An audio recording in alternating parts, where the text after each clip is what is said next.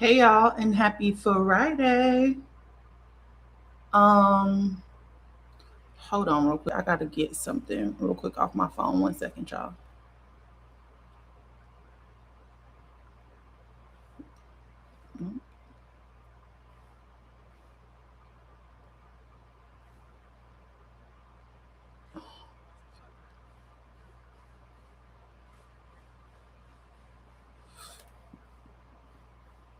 Okay, y'all. Happy Thursday. Today we're going to be talking about Barbault's basket, which is a rare astrological alignment that is happening. Hey, Dee Dee. A rare astrological alignment that is happening over the next couple of days. I put together this group that I call the Collective. And so if y'all want to do collective work with me over the next couple of days, I'm going to drop the link in the chat for you guys because what we're about to move through this planetary alignment is it can go either way. It is an area or astrological alignment where we have the most potential to change things, right?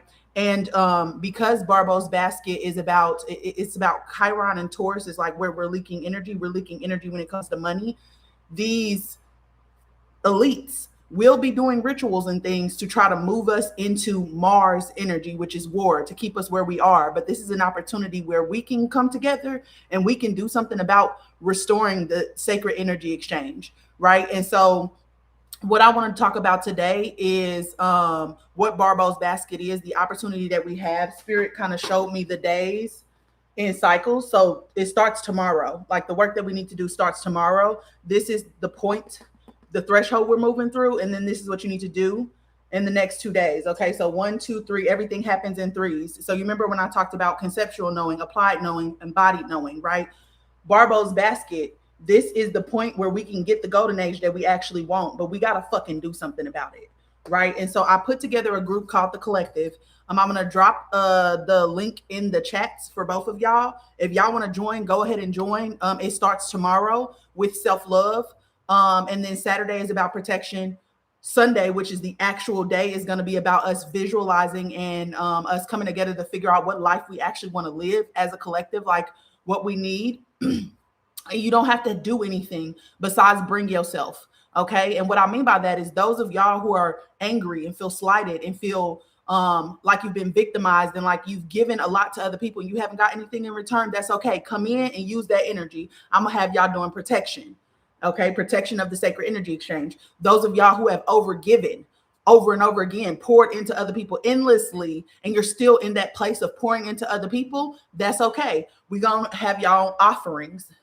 Okay, making offerings, giving again. So keeping y'all in the energy that y'all already are in, which is important for y'all to be honest about where y'all are. Okay, because that's the only way this works. Okay, if you are angry about what has happened, again, we will put you on protection. Okay, me and my school are going to handle like the spell work part of it. But if y'all want to be a part of this, you can come and help us with protection. You can come and help with offerings to the energy, because we just need to create as much energy as we possibly can and hold a vision of the life that we want to see. And so yesterday on the podcast episode, I talked about us living in a distorted society, and I talked about us living in a disconnected reality, right? The reason why I did what I did yesterday is because you have to name what happened first. If you don't understand what happened, we cannot make change, right? And so if you did not watch yesterday's episode, please, it's on YouTube. It's on my podcast. Go back and listen, because I was giving you the map of what has done and why this is a sacred energy exchange issue. We are working and putting all of our attention, which is currency, into these corporations, and they're not giving us anything back in return because money is not backed by anything. So they're taking, hoarding our energy and not giving us anything back. The same with the church, the same with the school system, the same with any system they built. They're here to provide us services. And that is what we signed up for them to do, is to provide us services. And they are not providing us services. They're giving us poison. They are unaliving our kids. They're supposed to be protecting us, but instead of protecting us, they're the fucking problem. They're the fucking saxophone. And so if you want to do something about that, join me tomorrow, because it starts between today and tomorrow and the 21st. We are going through a karmic cycle. Okay. Either we are going to allow them to keep us in this place that we are and it just gets worse, or we can shift what is happening. Okay, so we're going to talk about Barbault's basket today so that you can understand what's happening on the astrological level over these next couple of days. Okay, your birthday is the 20th. Yeah, my grandmother's birthday is this day, and this is a karmic day. This is the eight energy. This is eight energy, which is insane. Okay, and I'm already seeing karma being delivered for the people who have wronged me. I'm already seeing that shit.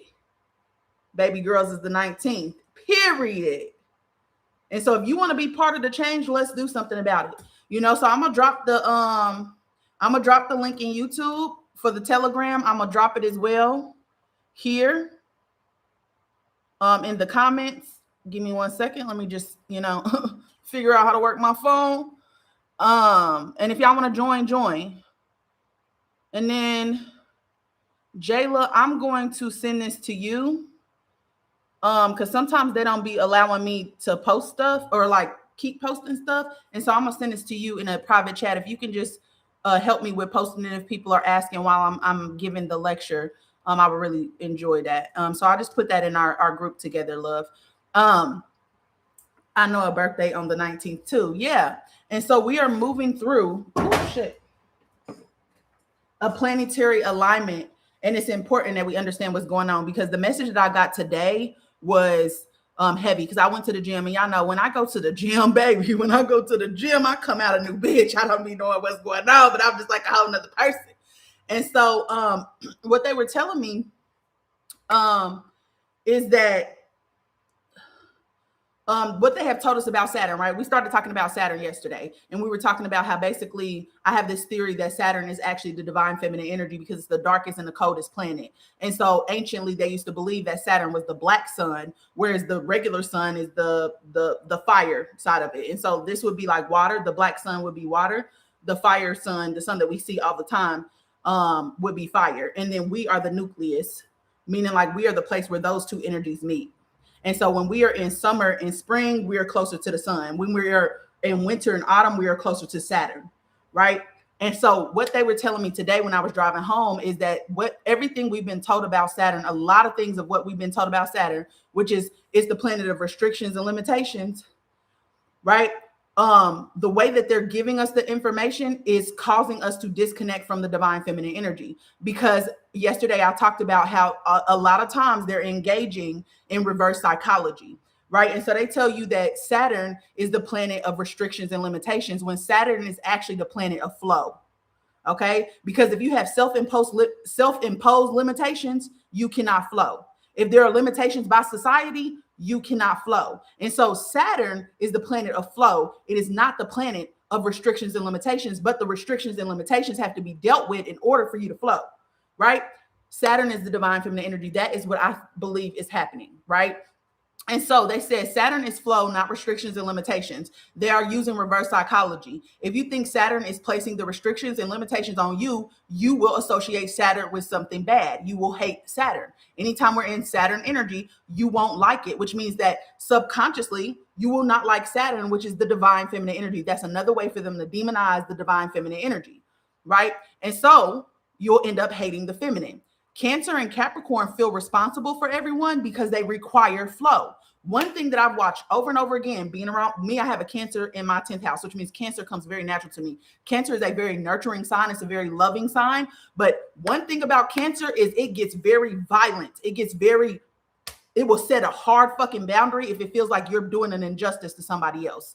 Cancer don't fuck around like that. The same thing with Capricorn. Capricorn will literally sit and let you do whatever the fuck you doing. But the moment that you are bullying somebody, or the moment that you are taking away somebody's autonomy, the moment that you are acting in an unjust way, Capricorn turns into a motherfucking ram. Capricorn gets a little Capricorn and Cancer are the mother and the father. They are the protector energy of everything, right? And so they feel responsible. Capricorn feels responsible for the financial side of things. Cancer feels responsible for the emotional side of things, but it's because they are the parents. It's because they are protecting what is sacred, which is neutrality. Neutrality is balance. Balance only can come through with the sacred energy exchange. There has to be a give and take. We have been living in a society that has not been engaging in the give and take. They have just been taking. We are who the spirits want to work with. The spirits do not want to work with them.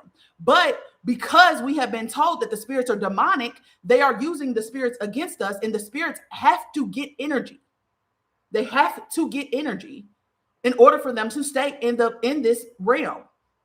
And so they have to work with them, even though they don't want to work with them. They don't want to be a part of this distorted energy, but because we are not engaging with Earth anymore, they have to go to them to get their energy. And so we need to raise the dead. We need to raise the dead in our honor, our ancestors who suffered, our ancestors that were suppressed, our ancestors that are still living in hate and anger and the trauma that was enacted on them. You need to call them forward, and you need to tell them, if you were slighted, if you were oppressed, if High John the Conqueror, do y'all know who High John the Conqueror was? I talked about this a little bit yesterday. High John the Conqueror was somebody who was enslaved, okay? But he tricked his slave master because he withheld truth. And so they kind of consider High John the Conqueror to be kind of like a trickster spirit, but he really wasn't. He just withheld information. He knew when to speak and when not to speak. And so there was a slave master who basically killed his bull and had High John the Conqueror take the hide into town. But what High John did is he took the hide into town, put it over a table, and he was like, I do fortune tells.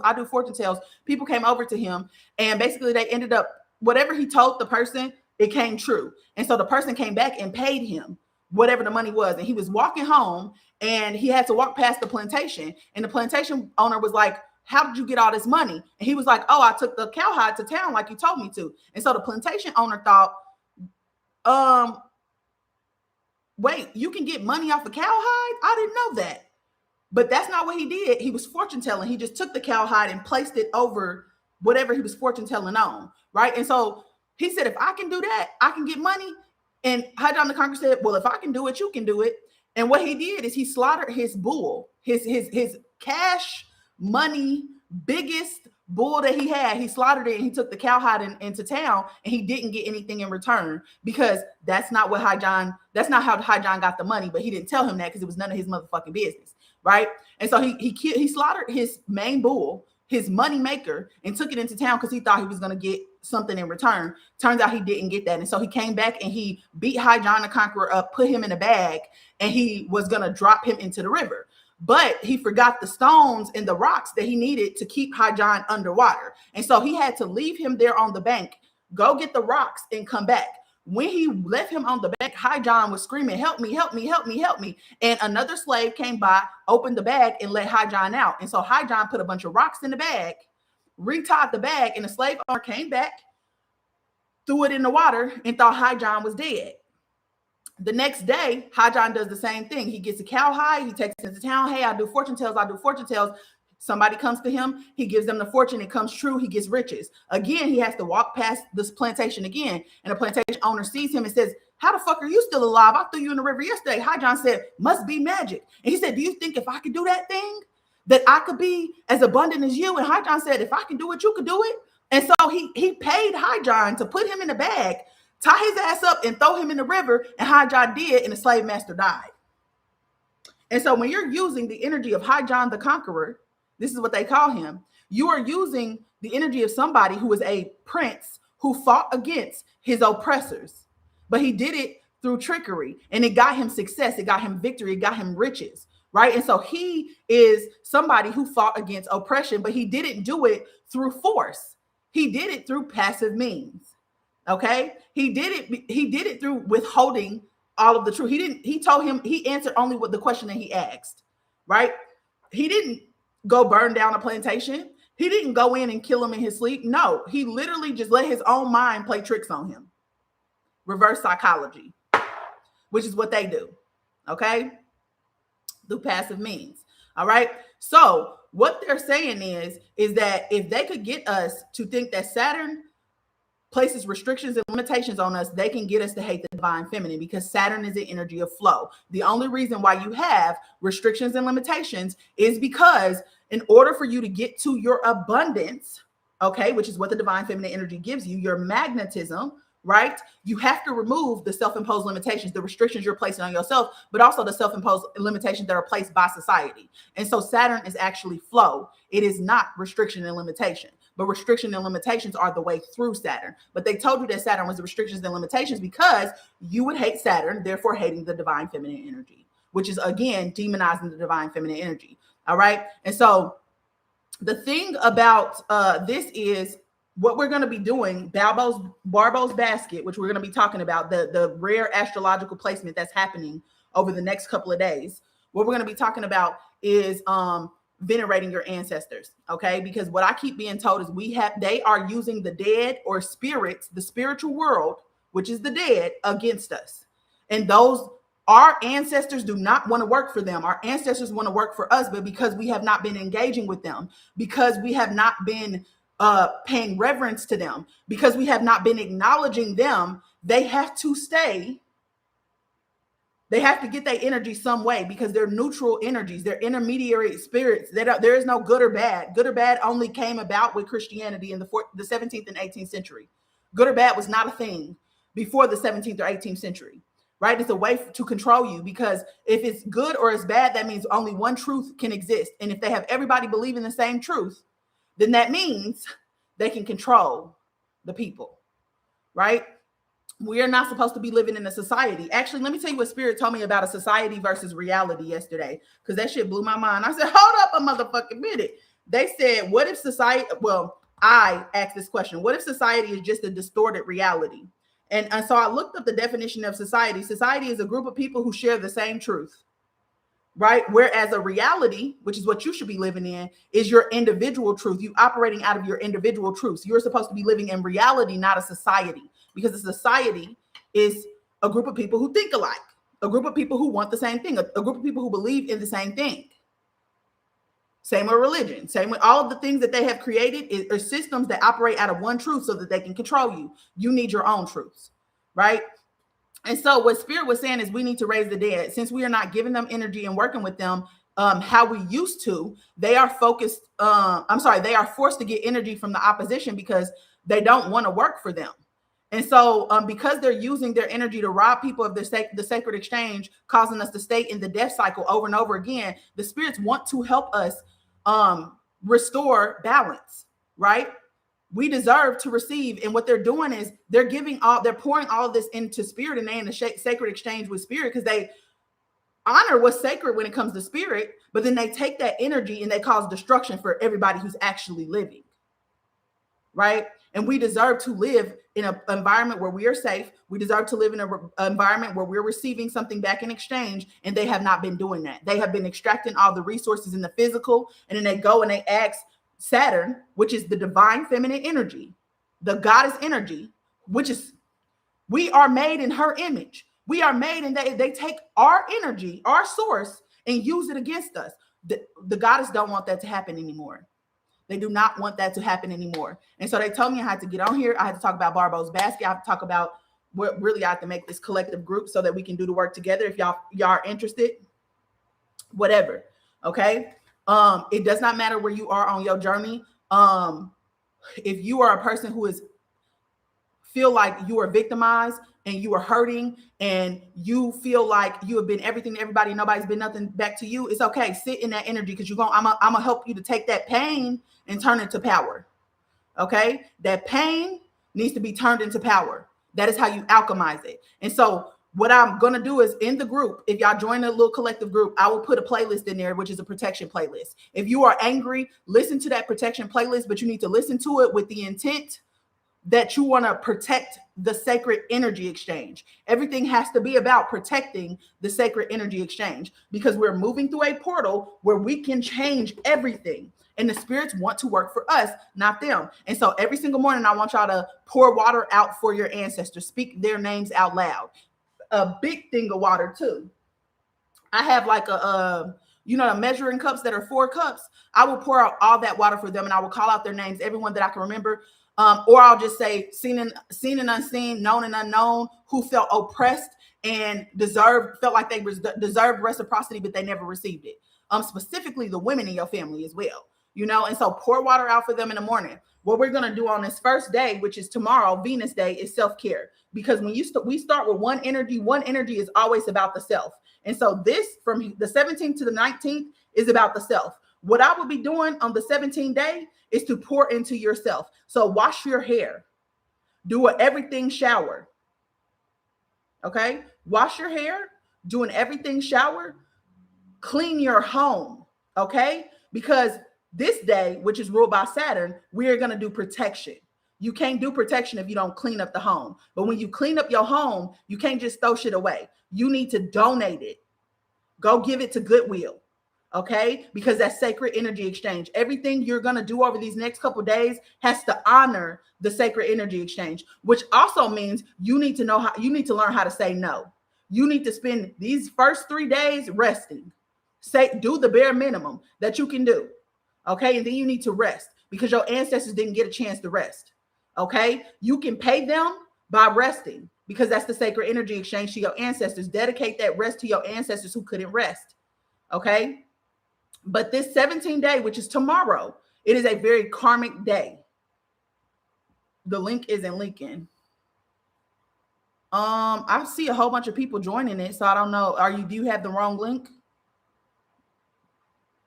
Because I see people who just joined it and people who are still joining it.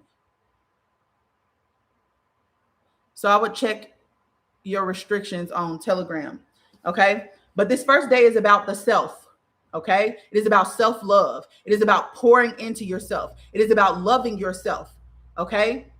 It is about what I would do too. You could go to the gym. Okay. To me, the gym is a self-worth ritual. Why? Because my body has its own consciousness. I am not my body. I'm the spirit inside of my body. Okay. I'm not my body. And so when I go to the gym, I am pouring energy back into my body so my body can do what it's supposed to do, which is help to protect my sacred temple.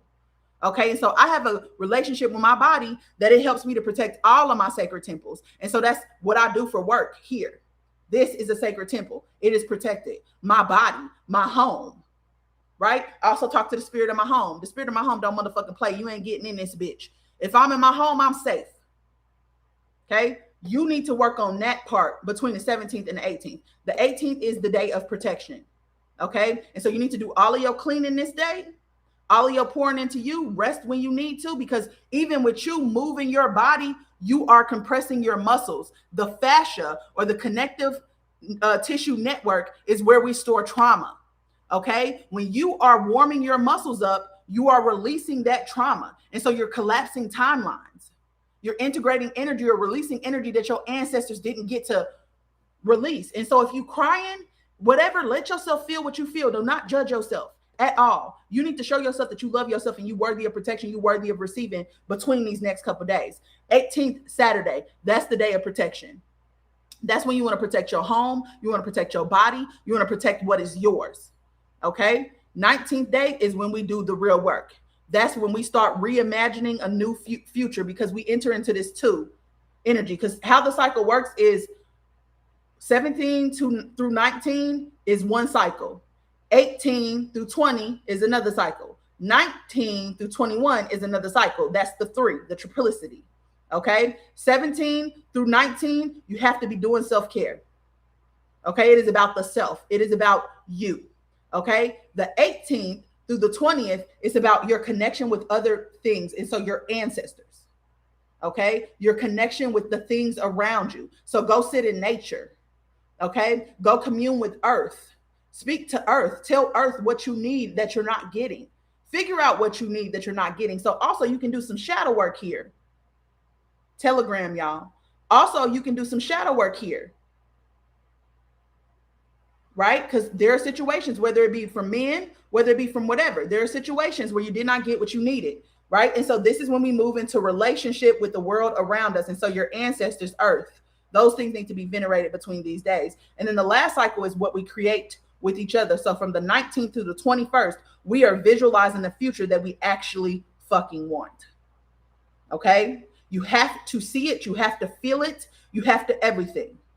Okay. And so in the group that most of y'all are joining right now, I'm going to put playlists. Okay. There's going to be a protection playlist. There's going to be a manifestation playlist, and there's going to be a glow playlist. Okay. There's going to be those three things. The glow playlist is those of y'all who are the lovers. If y'all the lovers and y'all don't know how to hate real good, that's okay. I got something for you because I only want you to work with who and what you are. I don't need you to step outside of yourself because you're healing for your specific lineage. Okay. And so I'm not going to tell you how to do that. I'm going to give you options and you pick what you do. Okay. But it needs to be with the intention that this is sacred exchange.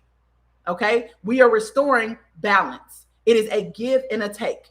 They can no longer spiritual bypass through us because what is happening is that these spirits, these malicious spirits that were created who did nothing but take, they're trying to make themselves immortal. And that's through celebrity, that's through billionaire energy, that's through whatever. They're trying to make themselves immortal. And what happens is when they pass on, they would just try to get into your body. And if you don't have boundaries, and if you don't know who the fuck you are and you leaking energy because you're trying to save everybody, they can inhabit your vessel. So when you go to sleep and you see them night terrors, that's them trying to take your vessel, inhabit your vessel. And that's why your body, y'all don't realize when you wake up during a night terror and something is holding you down, your body protected you. It stopped it from happening. But what we have is a whole bunch of people who are dissociated in their own body and they don't realize that they are being puppeteered by a spirit that don't fucking belong here. But the spirit is using you to live through your body, see through your eyes, and I can see them in y'all eyes. Sometimes I can see the other spirits in y'all eyes. Okay? Now, they cannot live through you without your consent, but because you have not been taught about spirits, they have been living through you without your consent. Okay? And so your ancestors are your protection. I'm going to teach you through this group what I would be doing over these next couple of days. Okay. I'm going to specifically go live in this group. I think tomorrow is going to be, hold on. Let me look at the time. Cause I've looked up the planetary hours because I need to know, what time to do things. And so tomorrow's the 17th, which is Venus hour. And so at 9:41, so it's going to be midnight for some of y'all. 9:41. Is when I want to do it. However, we could also do it at Jupiter hour, which is at 7:52 my time. So that would be 7:52, 9:52 Central, 10:52 Eastern. Okay. I think I might do it between Jupiter for you guys, but I'm gonna do something at Venus hour as well. EST would be 10:52. Okay. All of this is going to be put in a group though. Okay. So I'm going to put everything in the group. I'm going to put my recommendations of what to do each day. But I kind of wanted to come on here and talk about it because I think it's easier to explain to a whole group than it is to, write all that shit out. So I'm in the process of getting what we're doing together, but I need y'all to get these next couple days. I need y'all. Okay. We need y'all. Our ancestors need y'all. Okay. The spirits of this earth who are tired of being extracted from without anything in return, they need y'all. They're tired of being used for evil things. No, it does not cost. I'm not charging y'all a damn thing. Come on now. Would I be your bestie if I did? Would I be your spiritual bestie if I did? But know that you're under my protection. Y'all don't fully know who I am yet, and that's okay. I'm waiting. I'm waiting for something. All right? But you are under my protection when you were in my group. Okay? No, I don't want you to pay. Our energy exchange, money is not the only energy exchange. Y'all got to realize that. Money is not the only energy exchange. Your presence is the energy exchange. Your devotion. You just joining this is the energy exchange I need. I don't need nothing else. Okay? I don't need nothing else. I don't want nothing else from you. What I want is for us to be able to live in harmony with each other, for us to actually be able to receive and stop getting robbed by these motherfuckers who don't want to do the work, for us to honor the sacred cycles of earth. That's what I want. And so if y'all help me do that, that's all I motherfucking need from you. That's it. Okay? That's what I want. That's what I need from you. All right? Move the collective where we supposed to move the collective. Don't you worry about me. Spirit got me. Okay? They getting my reparations right now. Some motherfuckers are in spiritual court right now about me in the way they treated me. Don't worry about it. I am protected. I only need you to show up for yourself and for your lineage. Please show up for yourself and your lineage. That's it. Okay, because you got a whole lot of ancestors that lived a life they didn't have to live, that sacrificed for you to be in this position right now to do this. Okay, so let's talk about it. Let's talk about it. I'm sorry, I'm a little choked up. But let's talk about Barbault's basket a little bit, okay? Now I had to look this up. I've been doing research over these last couple of days because they kept putting it in my face, and it's like, Taja, you know what's up? Because I did like a new moon ritual for the goddess energy and protecting the sacred exchange and stuff like that. And I got confirmation right after that shit. Like, thank you. And they kept just saying, thank you. Like, thank you, thank you, thank you. And I'm like, all right, don't you worry. I'm on your side. You don't need to sign up. If you click on that link, Jayla just pinned it, I think. If you click on that link, just join the group. That's it. What if I can't download Telegram? Oh, that's the only way I can do it, babe. Wait, what's wrong with your Telegram? Reach out to him. Yeah, thank you, Millie. What's wrong with your Telegram, babe?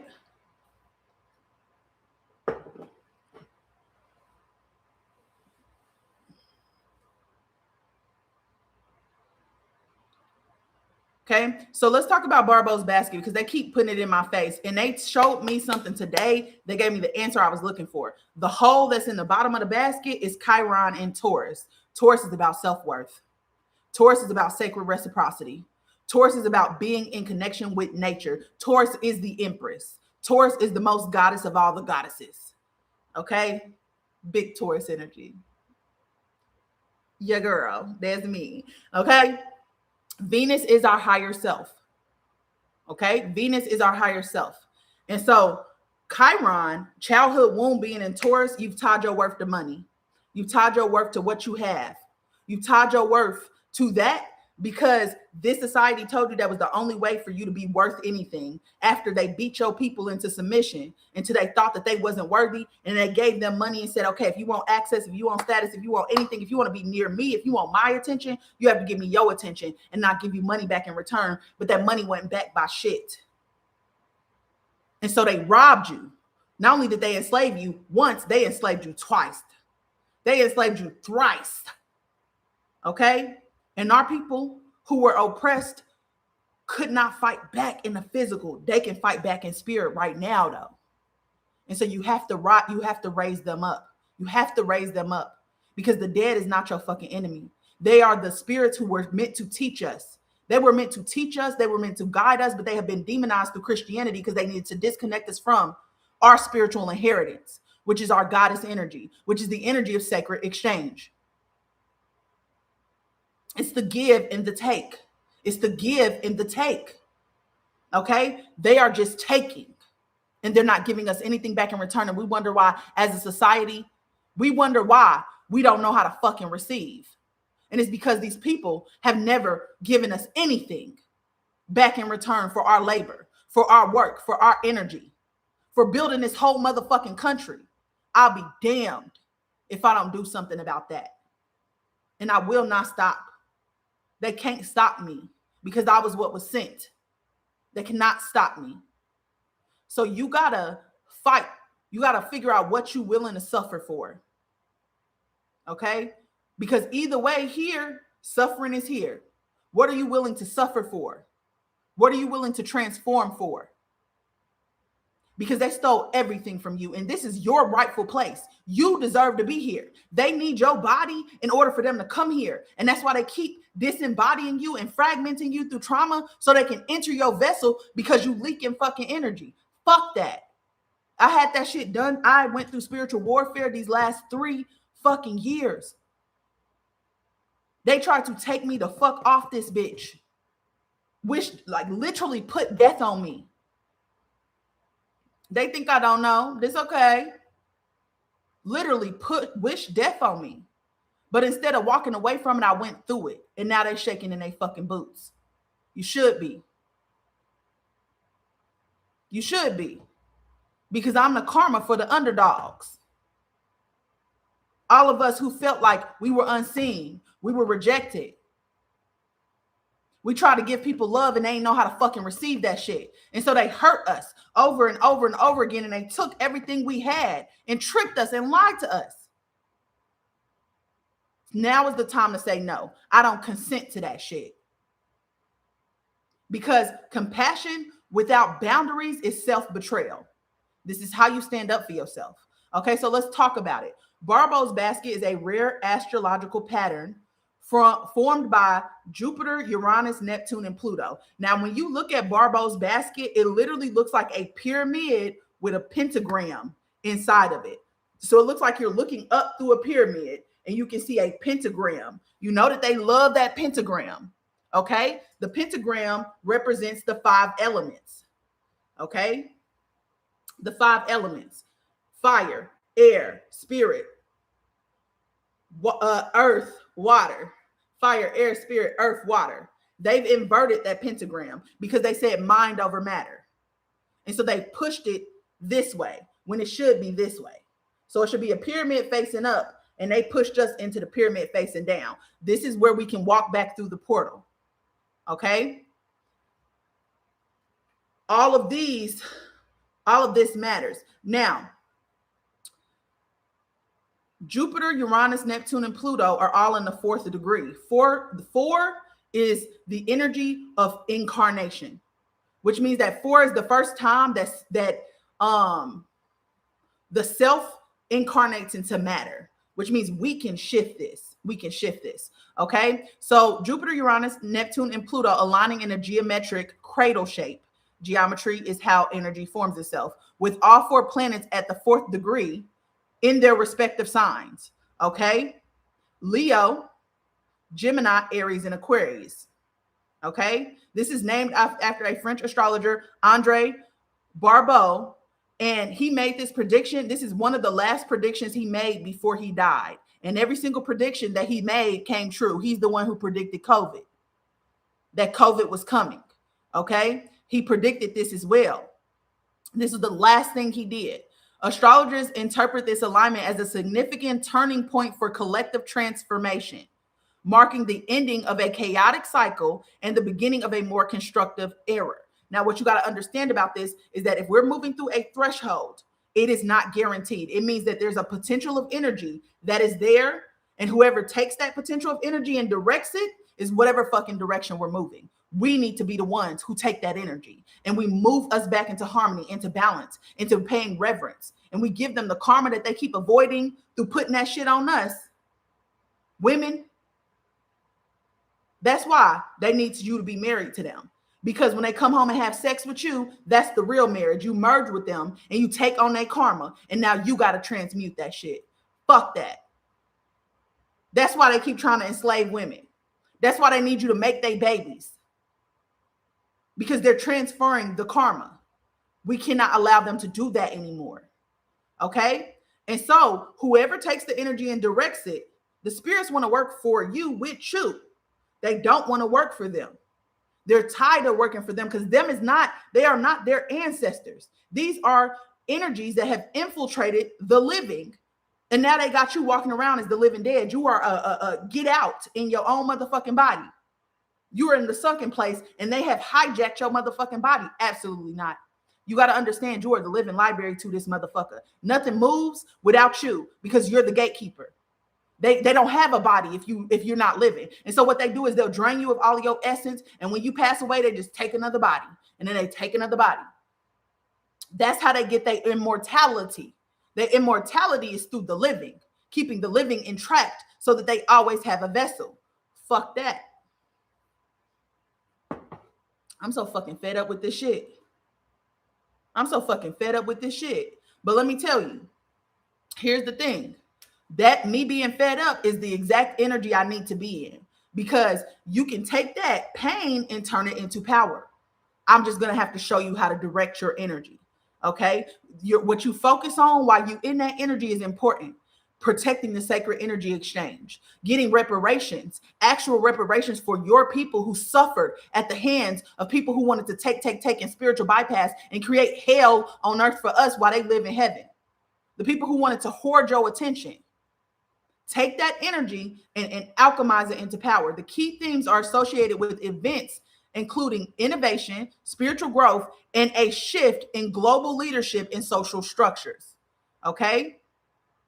A shift in global leadership and social structures. The pattern is referring to the cosmic cradle or the great sextile due to the harmonious aspects between the outer planets, okay, which is the boundaries that are around us. Okay, the pathway through is Taurus, Empress energy. All right, so we start on Taurus day, Venus day. Okay, Venus day. All right, so let's talk about it. Wait, hold on. Sorry, let me see what message Spirit was giving me yesterday because they've been leading me up to this.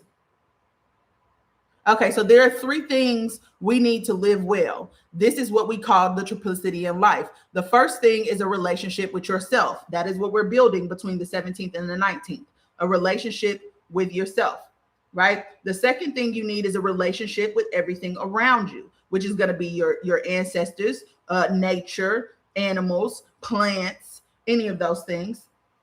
And then the third thing combines 1 and 2, which is what we call divine union. Now that you have a relationship with yourself and you know how to show up for yourself so that you don't end up in relationships where you're abandoning yourself for community because you're in relationship with yourself, right?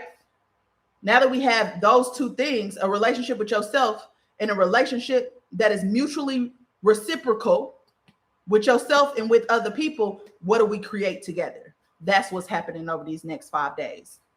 Okay. So, Jayla's putting the group in the chat. Join the group if you want to be a part of this. If you are struggling right now and you don't have nothing to your name, all you need is water.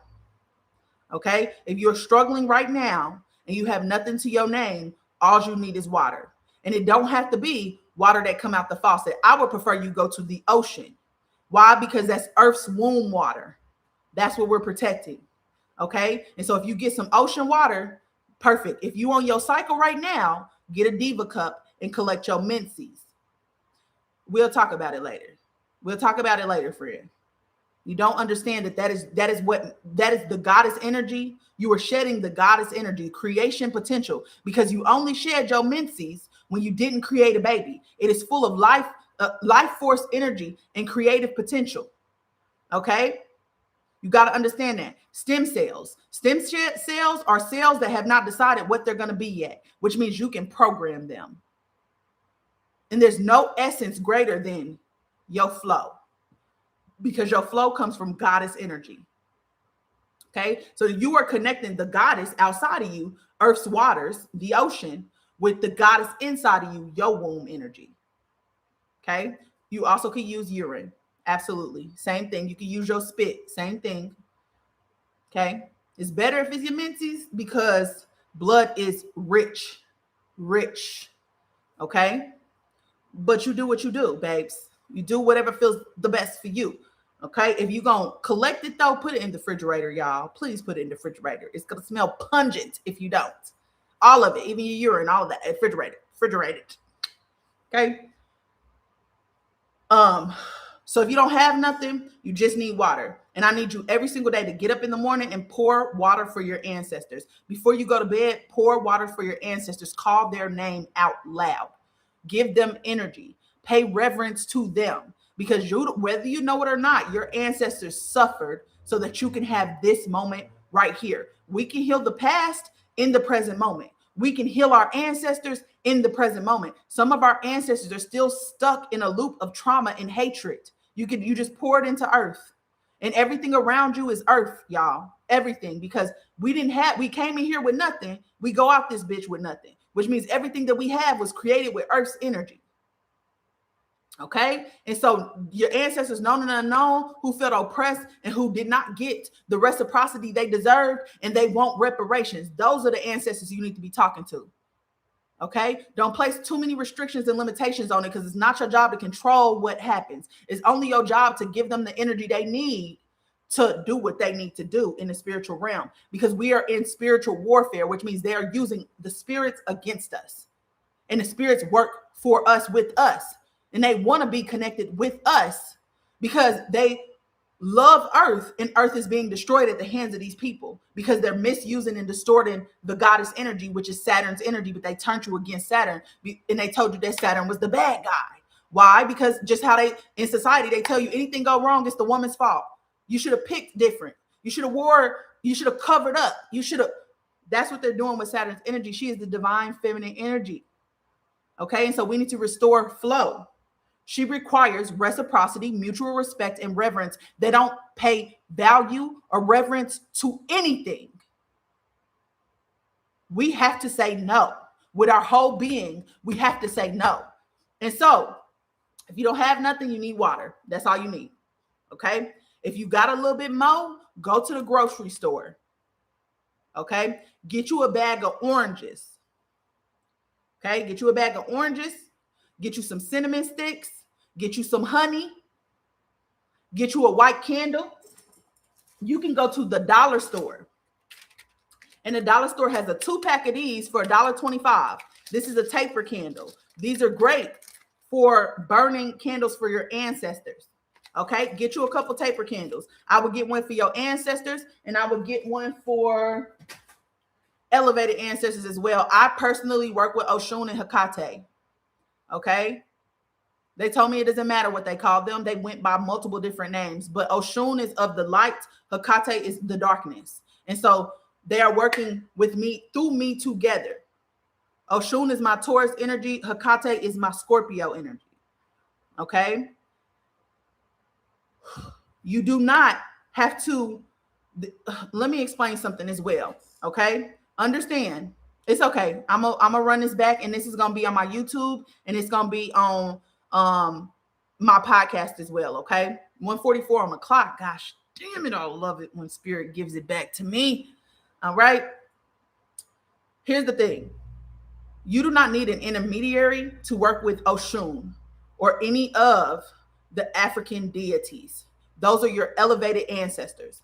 The only time you need to be initiated is if you are initiating into a closed practice, meaning that people are venerating specifically this ancestor for a specific purpose.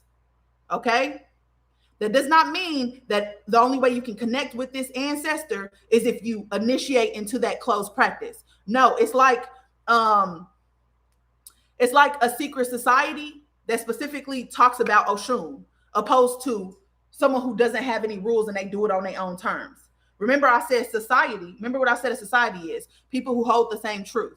Now, what you got to understand about African spirituality, and I don't mean this as a fucking dig, but that is also part of patriarchy, because they tell women you can't divine on your period because you are unclean on your period. And so you can't divine on your period when that's the most powerful you ever fucking be. That's how you know it's been infiltrated by men. And most of the time, the actual work is being done by a Barbault or a Barbault, whatever the hell you call him, which is a male priest. Okay, so when people who are saying you can only, this is a closed practice, you can only practice. No, you can only practice that in that closed practice. But you do not own the energy of Oshun. You do not own the energy of Hecate. You have just decided to practice it a specific way with a specific group to venerate her specifically. But that's not the only way, because spirit does not gatekeep. And they have been telling me that for years. Spirit does not gatekeep. Okay? So, exactly. You don't need an intermediary between you and the elevated ancestors. You do not need an intermediary, because how did they get in contact with them? It's the same concept of Jesus. I will talk to Jesus on your behalf. You just come to church. But people don't see that. People don't see that because they still indoctrinated. They just switch one system to another and think that they motherfucking free. That is not how that works. Okay? That is not how that works. The only time you need to go through initiation, if you're trying to practice specifically that's what's a closed practice. Okay? I need you to understand that. The spirits do not mind helping you, but you have to come correct and you have to come in your divinity. You need to know your worth. Okay? So let's talk about it, because I talked about this the other day, but I feel like I need to talk about this again, just briefly. Okay? when it comes to the material realm, those of us who have a body, okay, we are the gatekeepers of this realm, specifically women. Why? Because we all have the mitochondria of the goddess. We shed her blood and transmute for the collective every single month on her behalf. Okay? If anything wants to come into this reality, it has to come through the feminine. It don't matter if it's a dog, it don't matter if it's a cat, it don't matter if it's an ant, it don't matter what it is. If it wants to come into this reality, it has to come through the gatekeeper of this reality. That is the divine feminine energy. Okay? Now, I don't mean this to offend anybody. It is the truth. Earth's energy is melanin. Okay? Earth's energy is melanin. Melanin is what actually stabilizes you and keeps you from fragmenting. Okay? So the more melanin you have, the more connected you are to Earth. And that's why you can stand in the sun as long as you want to, and you are not going to burn in the way that somebody else will burn. Why? Because you are meant to be here. You were created for this place. Okay? People who are more white-bodied, who they still have melanin, okay? But you are more of a star being than you are an Earth being. That does not make you less than. It just means you have a different function. Okay? It does not mean that you can't do this work. It means you have a different function. Okay? We are the gatekeepers of this reality, which means that there is no higher authority than us, melanated women. There is no higher authority. And so if we tell the spirits, hey, we need your help with this, they will come to us before they go to them. Because they can say, if we are pouring energy into them, they can now say no. Whereas before, ain't nobody giving them energy. They have to do this work that they don't want to do, but they feel neutral about it because there is no good or bad. Okay? All of it is teaching and growing and evolving, right? And so to them, it's just like, okay, yeah, this is going to bring tragedy, but people are going to still grow and evolve through this chaos, right? They would rather not do that, but since they're not getting any reverence or anything paid to them any other way, they don't have a fucking choice. Let's give them the choice back. Let's give them the choice back. Jayla, can you put the group in? So over the next 5 days, we are doing collective work together, and I will give y'all the timing of everything. Okay. But these next 5 days, we enter into Barbault's basket, which is a rare astrological pattern. Okay. That actually shifts global leadership and social structures. And so if we focus our intention and we focus our energy on restoring sacred energy exchange, which is reciprocity and mutual respect and reverence for everything around, we get to shift the collective. We can. And our ancestors want to help us with this. The divine deities want to help us with this. If we do this, we give them a choice of where they get to put their energy. But we got to work for it because it's sacred exchange. We have to do our part so they can do their part. Thank you, my love. Okay? And so that's what we're doing. Because we're moving out of this chaotic cycle and we're moving into a more constructive era. But we have to design it because we are the creators of this reality. We create it by what we focus on. And that's why they keep trying to shove death down our throat. That's why they keep trying to pull our attention with social media. No, I need you to focus your attention just for a second for your ancestors and for the people who came before you. So not all white bodies are made the same. Okay. Not all white bodied people are made the same. You still have melanin, but some of y'all were made for different experiments, different polarity experiments. And so some people are the grays, some people are the Nephilim, some people are the Zetas, some people are reptilian, some people are the fucking Orions. Like what was happening is they were trying to figure out what life would look like if they separated from source, which is the goddess energy, right? And so the energy of Earth, or the goddess, because Earth is primarily feminine, is melanin. And so they needed to remove the melanin because that disconnects you from source. Melanin, or Earth, is what remembers. And so what keeps us anchored into this frequency in Earth's memories is our melanin. Melanin is intelligence. Okay, it's one of the highest spiritual intelligences in this reality, right? And so they removed as much melanin as they could, right? And that makes you easier to control through your mind. Okay. And so the whole point of the Epstein Island, they only taking white kids over there, is because melanin keeps you in your body. It's hard to fragment melanin. And so also when they were doing experiments back in the day and they wasn't giving black women medication, or how that still appears in healthcare today, is because they're trying to fragment the body. Because if they can fragment you, another spirit can enter. Right. And so if you lack melanin, it's easier to fragment you because you're more spiritual, you're more of the stars than you are earth. Okay. And so you got to really interact with earth to get your balance. You got to pay respect to earth. You can't litter. You got to pay honor, and like we have not been taught that. And so that's what I'm trying to do with my podcast and all of that, is teach us what the goddess energies are telling me. Right. But I forgot what your question was, babe. Hold on, y'all. Hold on.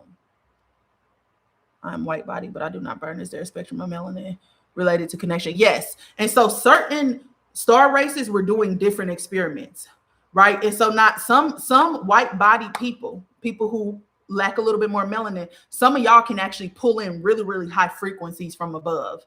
And that's why y'all can talk to 7th dimensional beings, 10th dimensional beings, 12th dimensional beings, right? Y'all can pull a lot of spiritual light down. Okay. That is helpful as well. Because what we do is we hold. Okay. Those of us who have melanin, we hold and we honor the sacred exchange. Okay. What y'all can do is pull spiritual light down for us, which is higher frequencies. Y'all can pull it down through y'all bodies. Okay. Everybody has a different function. That's what I'm talking about. We are the stability. And that's why white moms will tell their kids, if you ever in trouble, run to a black woman, because we hold. We are the protection system, right? We are the nurturers because we operate out of goddess energy. Okay. But y'all pull down spiritual light. So pull that motherfucker down, because y'all are connected to the stars. And there are star beings and star races that want to help us as well. Call on them. Call them in. But only the ones who are benevolent and who want us to live in a harmonious environment where sacred energy exchange is restored. That's what you need to say. And so if you join the group, Jayla just pinned it in the chat. If you join that group over the next 5 days, we are doing collective work. Okay. So if you don't have anything, you just need water. Okay. If you have a little bit more, go to the grocery store, buy you some oranges, buy you some cinnamon, buy you some honey. Okay. You also find all the keys that you can find. Okay. Find all the keys you can find. Dirty, rusty keys. It don't matter what it is. Also try to locate a 3-way stop in your area. It looks like a T. Okay. It goes this way, it goes that way, and then it goes this way. A 3-way stop. Okay. Because that's where we're going to pour the final working out. And that's what Hecate, or the goddess energy, the dark goddess, dwells at the 3-way stop. Okay. Molasses is good. Yeah. But cinnamon works. Plantain works. Sage works because it helps the physical body from, it protects the physical body from death. Sage works. Mugwort works. Lavender, chamomile, rose works. Let me see. Jasmine works. Okay. Also, if you are more angry than you are in this place of giving, that is okay. I have a protection playlist that I'm going to put in there, and I want you to get roots like St. John worts. I want you to get High John the Conqueror. I want you to get pine. I want you to get fennel. I want you to get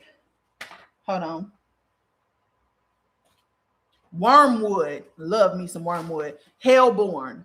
I want you to get those. Patchouli. I want you to get that. Cypress. Mandrake. Hemlock. Yew. Vertivit. Yarrow. Black pepper. Turmeric. Ginger. Cayenne pepper. Red pepper flakes. I want you to get that. Okay. Ooh, hold on.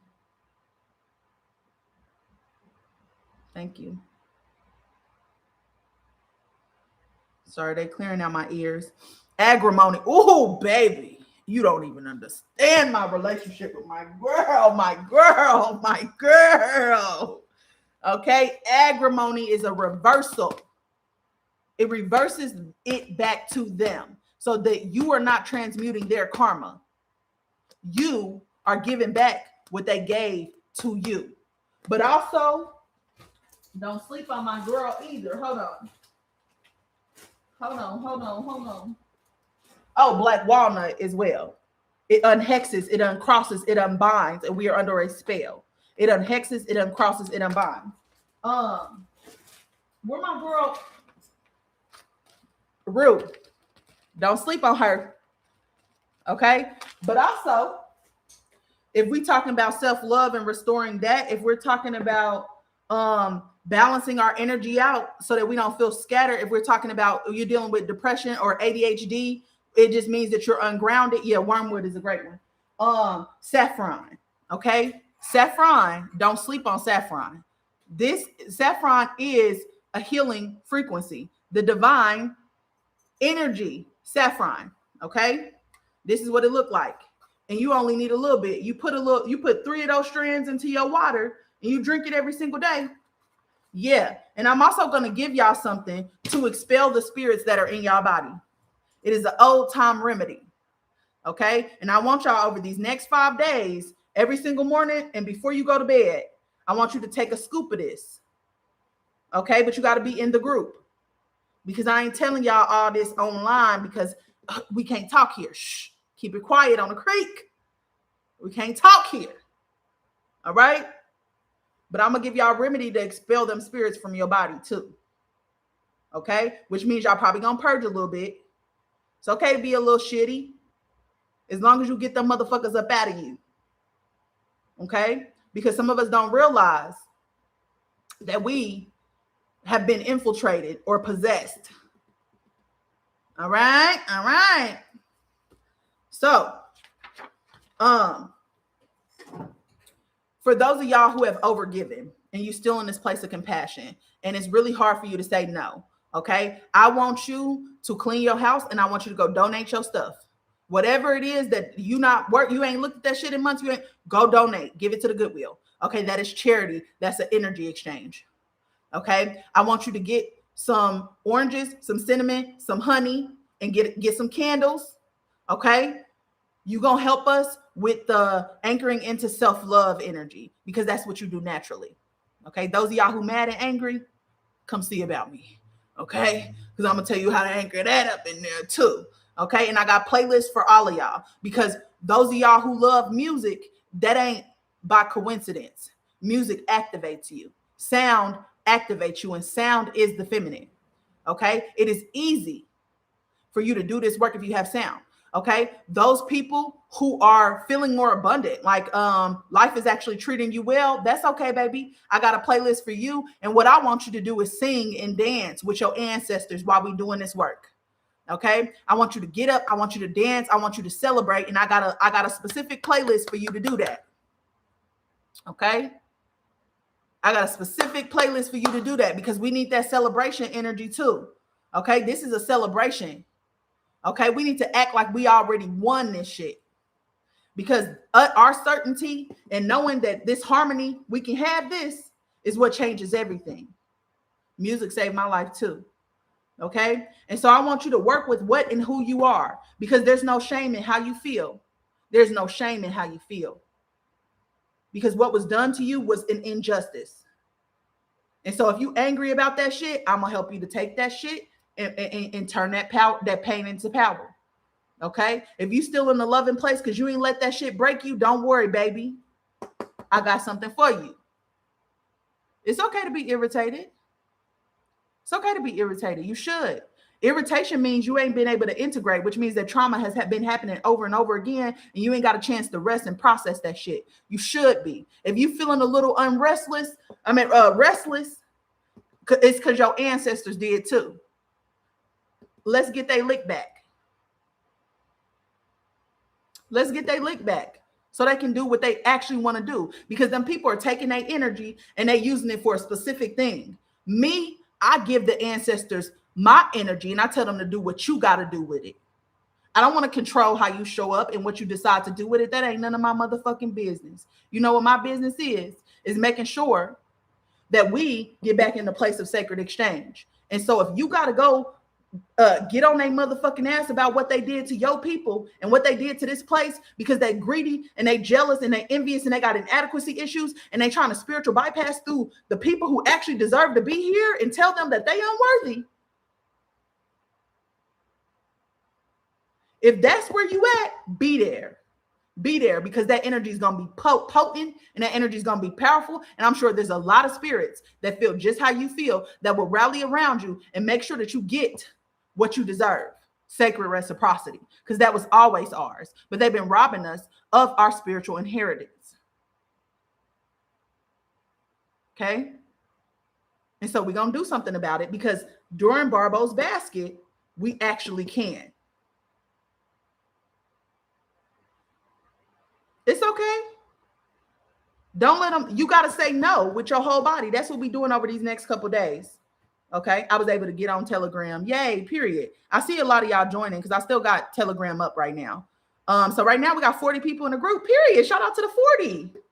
Shout out to the 40 that wants to participate in this. Barbault is spelled differently, baby. It's Barbault. Basket. Barbault's basket. You can look it up. It's an astrological placement. But at the bottom of the basket is Capricorn. And when you're looking at the basket, it looks like a pyramid, like you're looking up through a pyramid, but you can see a pentagram. And the pentagram is upright. Okay? It's upright instead of being inverted. We can move back in or back up into heaven on earth through this astrological alignment. But these next 5 days, what we do over these next 5 days is important. So if you have not joined the collective, join the collective with that link that y'all see Jayla keep posting. Okay? And come as you are. Don't try to be nothing else. I don't need you perfect. I don't need you in no love and light bullshit. I don't need that. I need you to feel how you feel, because how you felt is how your ancestors felt. How you feel right now is how they felt, but they couldn't do shit about it because they didn't live in an environment where they could. They was constantly being threatened with the fear of death. We got the privilege that they don't have. And so we got to stand up for them, because we can fix the past in the present moment. We do this work, we heal our whole lineage. But we got to stay focused. So over these next 5 days, what you do is important. You need to be about yourself. Say no to what you don't want to do. If you're doing it out of obligation, or just because it's your family, or just because whatever the fuck, stop that shit. Because everything needs to be about sacred exchange. If they ask you for something, ask them, well, what you gonna do in return? It needs to be a fair exchange. Now, if you get fulfillment out the thing, it is a fair exchange. It's always a fair exchange if you get fulfillment out of it. If it's like my cousin's birthday is on Friday and I feel like nobody celebrates her, so I'm gonna go and celebrate with her, that's different. That's different, because you get fulfillment out of that. But if you got to do it out of obligation, whatever you get back in return needs to be equal or greater than what you give it. Period. Well, you my family, you supposed to know the fuck I'm not. You supposed to. I'm supposed to support you in that. But that don't mean that I gotta pay your way. You need to not play about yourself, especially tomorrow. Call on the energy of Venus, Aphrodite. Aphrodite is not a Greek goddess. You have no fucking idea. Aphrodite is not Greek goddess. Neither is Persephone. Neither is Hecate. Those are ancient energies that have been here. Those are not Greek goddesses. Those are the divine feminine energy. They had to retell the story so they can distort the energy and tell you that they was prostitutes and they was only about love and they blindly gave into men. No, them is women of self-respect. They didn't bow down to a man because they understood, I created you. Why would you be the one leading me? I created you. I'm the gatekeeper of this reality. Why would I need you to lead me? That's the inversion. That's the inversion. Okay. And so even if there are men in this chat, we need y'all for protection. Okay. The playlist that I have, and don't judge me. Okay. Because I came from the hood. I done already told y'all that it's a lot of murder, kill on that protection playlist, but it's not the lyrics that matter. It's the fact that the people who wrote those songs were willing to put everything on the line to protect what was theirs. That's what you got to understand about the hood and trap music. Those are men who said, fuck the system. I'm going to do it my own way. You can't tell me how to do it. Do they end up in jail and stuff like that? Yeah, sometimes, they flew a little too close to the sun, but those are people who are willing to lay it on the fucking line about what they believe in. Okay. So protection work. I got a protection playlist. Now it does have some of the girls on there. The girls is about self-respect. And so if you hear them say, fuck that nigga, I need the money, that's it, women in empowerment music. Okay, I need y'all to understand that. That's a woman who said no to patriarchy and said, I get to live on my terms. Okay, that's the energy we need to be in. So if you on the angry side, or you on the side that wants to protect, or you got a protective energy and your friends call you when shit go down, or you the person that somebody doing injustice, you step the fuck up. Yeah, we need you. We need you for this, because your ancestors probably got that shit in them too. We need the people who got that dog in them who don't give a fuck. We need that.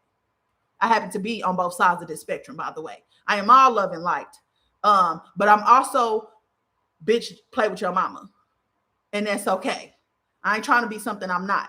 I'm trying to be more of myself, which is authenticity, which is authenticity. And so I be chilling, but also not be chilling.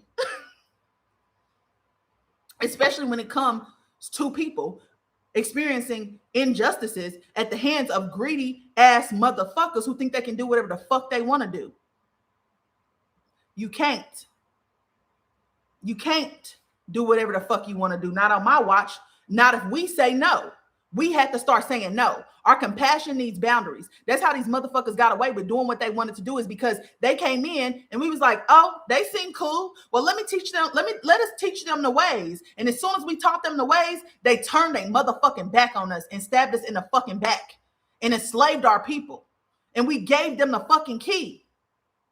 We gave them the key. Now we got to say absolutely the fuck not. And we have a right to say that, because what we say in this bitch moves according to us. We are the gatekeepers, because they put us in a space where we no longer remember that we are the gatekeepers and that we are the divine in this reality.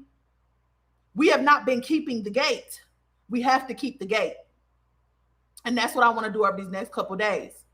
We have to keep the gate. Okay? So that's all I came on here to say today. I just wanted to rally the people. Sorry, y'all, my mama was calling. I just wanted to rally the people and let y'all know that there is something that we can do. And it don't have to be in this physical reality, because everything happens in the spirit first. You need the spirits on your side, because if you don't got the spirits on your side, you are swimming upstream. But you also got to realize that you are the divinity in this reality, in the material plane. Okay? The deities that you know of are the divinity in the spiritual plane. Okay? We are equals. So you are not going to divinity and begging for anything. You need to be in your self-worth, and you need to understand that you have the power in the material plane. They have the power in the spiritual plane. They have been enslaved because we have not been engaging with earth. And so they have no other choice but to be enslaved to these energies that want to create chaos. We give them back our choice when we step back into our position as the gatekeeper. Okay? But you are not going in this energy of, please help me, please save me. You're not going in no energy of that. You're going in the energy of understanding your worth and understanding that you deserve to receive this entire motherfucking time. And there's no higher authority in this reality than you. And that they need you and you need them. It is a sacred energy exchange. It is a relationship. You tell them, I'm making you this physical offering to give you physical energy to come and do work in the physical plane. You do that for me, and I'll keep giving you offerings so that you can do the work in the physical plane according to what you need done. So that you can protect our people. So that you can protect what is sacred. So if you show up for me, I'll continue to show up for you. That is the energy exchange. They move things in the spirit. You move things in the physical. As above, so below. They can't move things in the spirit if you are not engaging with them on a spiritual level. Okay? And so the way that we restore the balance is we do it in the physical so that they have a choice, because they don't want to be working for those people. They do not want to do it. But because we have been disembodied and because we have been told that they are demonic and we have been turned against them through the process of reverse psychology, they can't help us because we're consenting to it. Silence is consent. That's why our whole legal system is built around this idea of silent acquiescence. If you do not respond to the notice they send you and say that you owe me some money, then when you go to court, you're going to lose. Why? Because you didn't say anything. And so you accepted whatever they put on that motherfucking page. As above, so below. Stop accepting it. We need to say no. We need to say no. I deserve better. Our compassion has boundaries. We have let y'all get away with this for so long. You don't get to continue to do it. Okay? And so what I'm going to do today is sit with myself to figure out what time we are going to do this.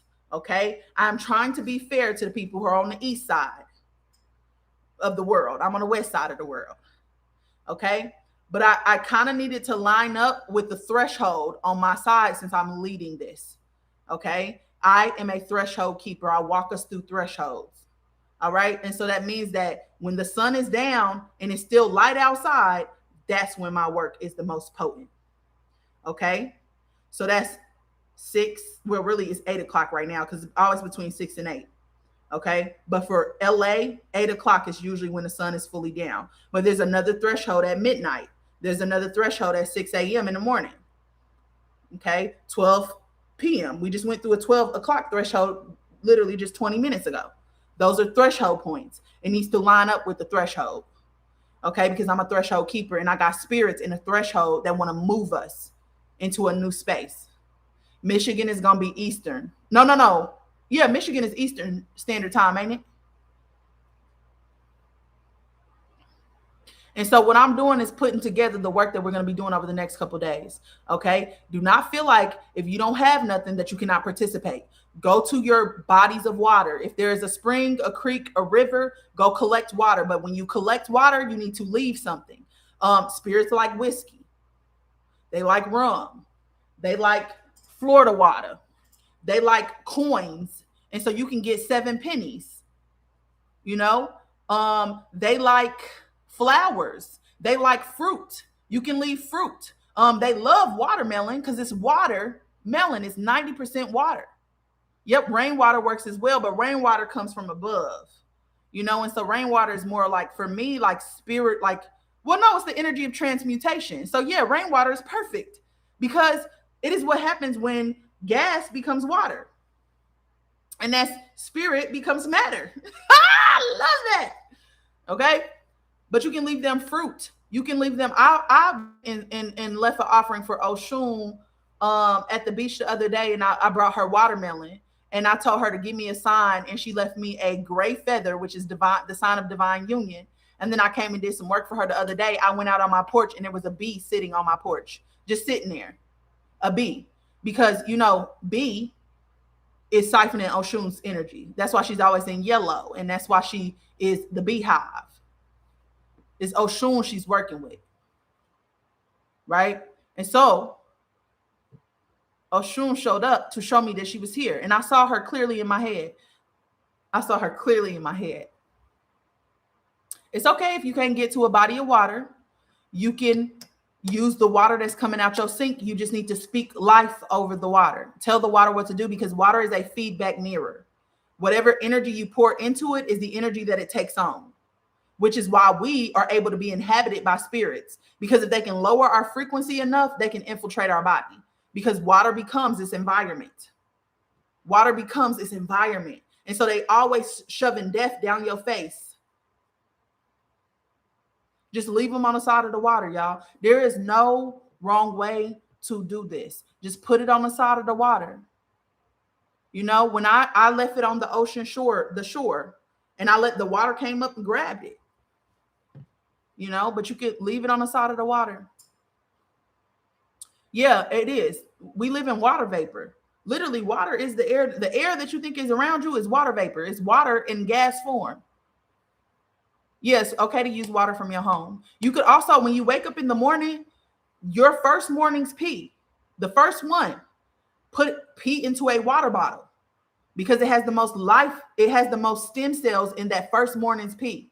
So if it's at 4 o'clock in the morning, whenever it is, that first morning's pee is also really good. Yeah, we bend in all four of these elements.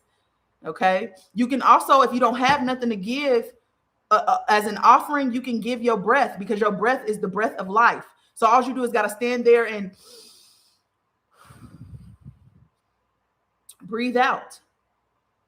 That's it. Go to the sauna. Get rid of some of them toxins in these first 2 days of the cycle. Get rid of some of the toxins because you don't realize that your lungs are what release toxins out of your body. And so you need to breathe it out. You know, go sit in the sauna. The sauna will help you sweat it out. Go for a run. Sweat it out. But you need to get moving. In these first 3 days, you need to be moving because your ancestors live in your muscles, in your fascia. So you got to be activating your fascia, sweating that energy out. Yep. And the offering me, I went to the gym today and I do an offering to my ancestors sometimes when I go to the gym. I say that I'm collapsing any timelines and I'm moving weight that they weren't able to move. And so I'm literally moving the weight. And while I'm moving the weight, this is for my ancestors. You know, the weight that they didn't get to move, you get to move it through me. And then I'll wake up the next day and I'm sore as hell. And then after that, I'm good because I've released it. I've moved it.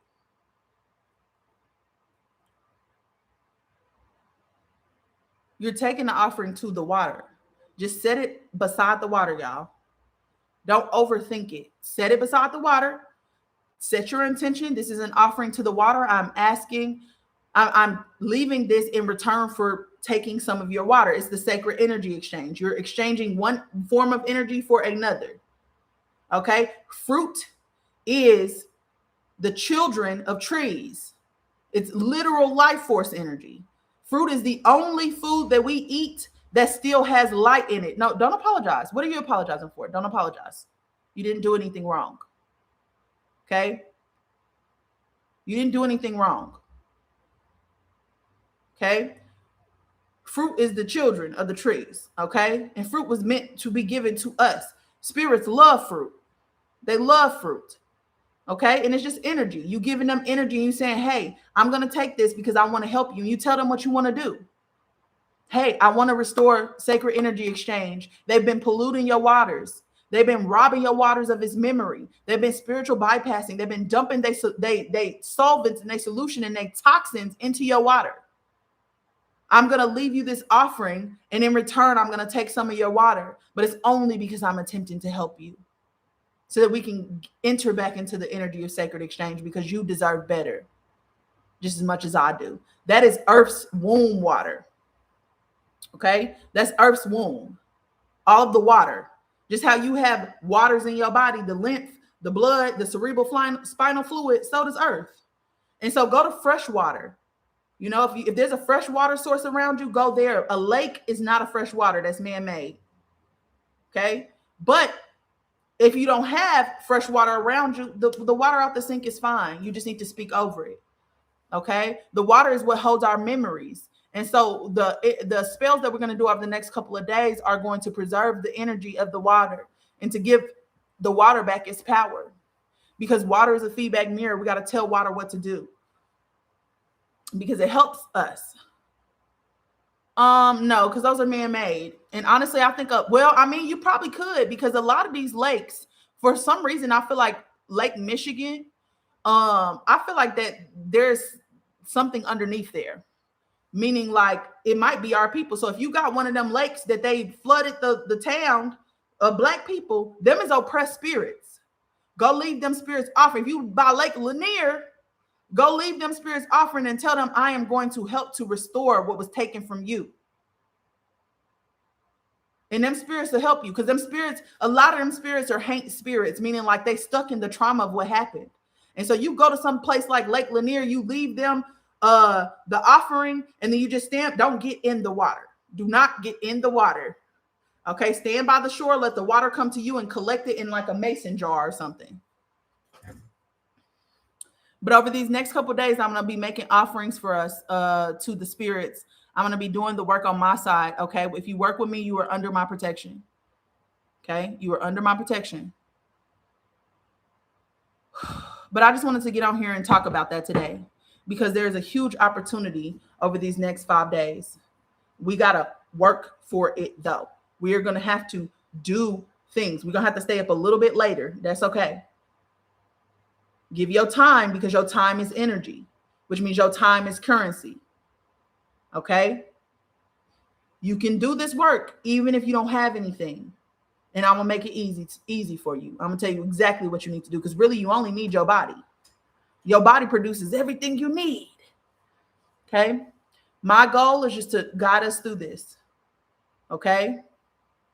That works. Because I got some full moon water too from Beltane. And Beltane was the divine feminine portal. And so I have some Beltane water. I also have some 333 water, which happened at 333, which is a divine feminine portal. Y'all know my energy is 33. 133 on the clock. Period. Anyways, so I have some of that energy, and that energy is timeline correction, it's cord cutting. So I'm going to use everything I got over here. But what I really genuinely, why I'm trying to get people together is because we need as much energy as possible. It don't really matter which avenue you want to take. It just matters that at the same time we're doing this same work. Okay. That's it. Okay. And so, if your ancestors were alcoholics, go get you some whiskey, go get you some rum, because that would motivate them to do that. If your ancestors stayed in the kitchen and they took care of everybody, make their favorite meal. My grandmother's birthday is tomorrow. Okay? My grandmother's birthday is tomorrow. I'm gonna go get her some plums because she love her some plums. I'm gonna go get her some watermelons because she love her some watermelons. And she like making burgers in bacon grease. And so I'm gonna go ahead and make her burger with her bacon grease. But that is me working for the work. You know, moms were alcoholics, they smoke weed, and I always blow down for my papa. I can't do that. You also can get a cigar too and blow smoke because again, that's same energy offering. It's your breath. But I'm on a 2-week cleanse because anytime after we pass the full moon cycle, I can't smoke those 2 weeks. I only can smoke on the weeks where we pass, I'm sorry, not the full moon, the new moon. Anytime the new moon, after the new moon, for the next 2 weeks, I can't smoke. But then when the full moon happened, because we go through a releasing cycle, I can smoke then. I just can't smoke while we're going through the building cycle because I need to be clear in my mind. I need to be able to hear. Yep, you can drink beer and tell your ancestors they can drink through you. Absolutely. But y'all gotta, tomorrow, clean that fucking house. Like your work is not going to work if your house is not clean, period. Your work is not going to work if your house is not clean. Open up them fucking windows. Okay. You need to physically clean it first and then smoke clear it. Go through your closet because that's the stuff that's hidden. You want to pull what's hidden out, and whatever you don't need, put it in a bag, take it to the Goodwill. Okay. Take it to the Goodwill because you need to do charity. You need to give the energy away instead of throwing the energy away because you're just wasting something. No, give the energy to somebody who needs it. That's why you want to go to the Goodwill. It's okay if you at your cousin's house, whatever space you in. Yeah, I'm drinking coffee. Whatever space you in, just clean a little area or a little corner. Or go outside in the backyard because I like to do my rituals outside. Because I'm working with Earth's energy. And so I'm gonna get me some, I think. Yeah. I need a little pick. I need stimulation all the time, y'all. Like I genuinely need stimulation all the time. I can't smoke my weed. Give me my coffee. So if I end up, a little irritable in these next couple days, just know this is new. The spirit told me I have to do it this way. And I'm listening because they told me I don't listen. So I'm listening this time, but it's been 2 days. And I want my weed, bitch. I want my weed right now. But it's okay. It's okay. It's okay. It's okay. I can do this. But I like to do it outside. My granny just loved talking about, hold on, wait. My granny. Oop, shit. What you said? My granny just. I just want to sleep here. Yeah, boo. That frankincense. Period. Love me some frankincense. What do you do for fun? Hang with family or friends? Yeah. Yeah, I just went to a Olivia Dean concert the other day. I go to the park and I'll like either write in the park or paint in the park. I hang out with friends. My friend is supposed to be over here right now. I just haven't heard from her, and she's going through some stuff. So I just kind of like just letting her come to me instead of like putting pressure on her to come, because I feel like she has a hard time saying no. And so I'm just not gonna put the pressure on her. You know what I'm saying? But no, I hang out with friends. I go to concerts. I live in LA, so it's a lot to be done here. Um, are they on the same spiritual level as you? I don't need them to be on the same spiritual level as me. I need them to be emotionally available. And so, yes, I don't care what level you on. I only care that you're emotionally available, because that means there's room for growth and transformation. We're all going to be at different places and levels of consciousness, you know. So as long as you are emotionally available and you know how to receive love, you know how to receive me. If you don't know how to receive love, you don't know how to receive me. And those are the people I can't be around. Oh no, I'm not in Memphis. I'm in Cali. I'm from Indianapolis though, so you might be hearing that Midwest situation going on in my voice. Yeah, you're not gonna stop running into people who are at different levels than you. I think that we have only been taught to spiritual bypass, which means that we try to avoid uncomfortable things, right? But the truth is that it's in the uncomfortable moments that we actually grow, you know. And so I don't need you to be perfect. I don't need you to be where I am. I need you to be open to receiving. Because if you're not open to receiving, you're not going to be able to receive me, because I am a very vast energy. I can meet people in a lot of different places. And so I don't need them to be able to meet me. I just need them to be emotionally open.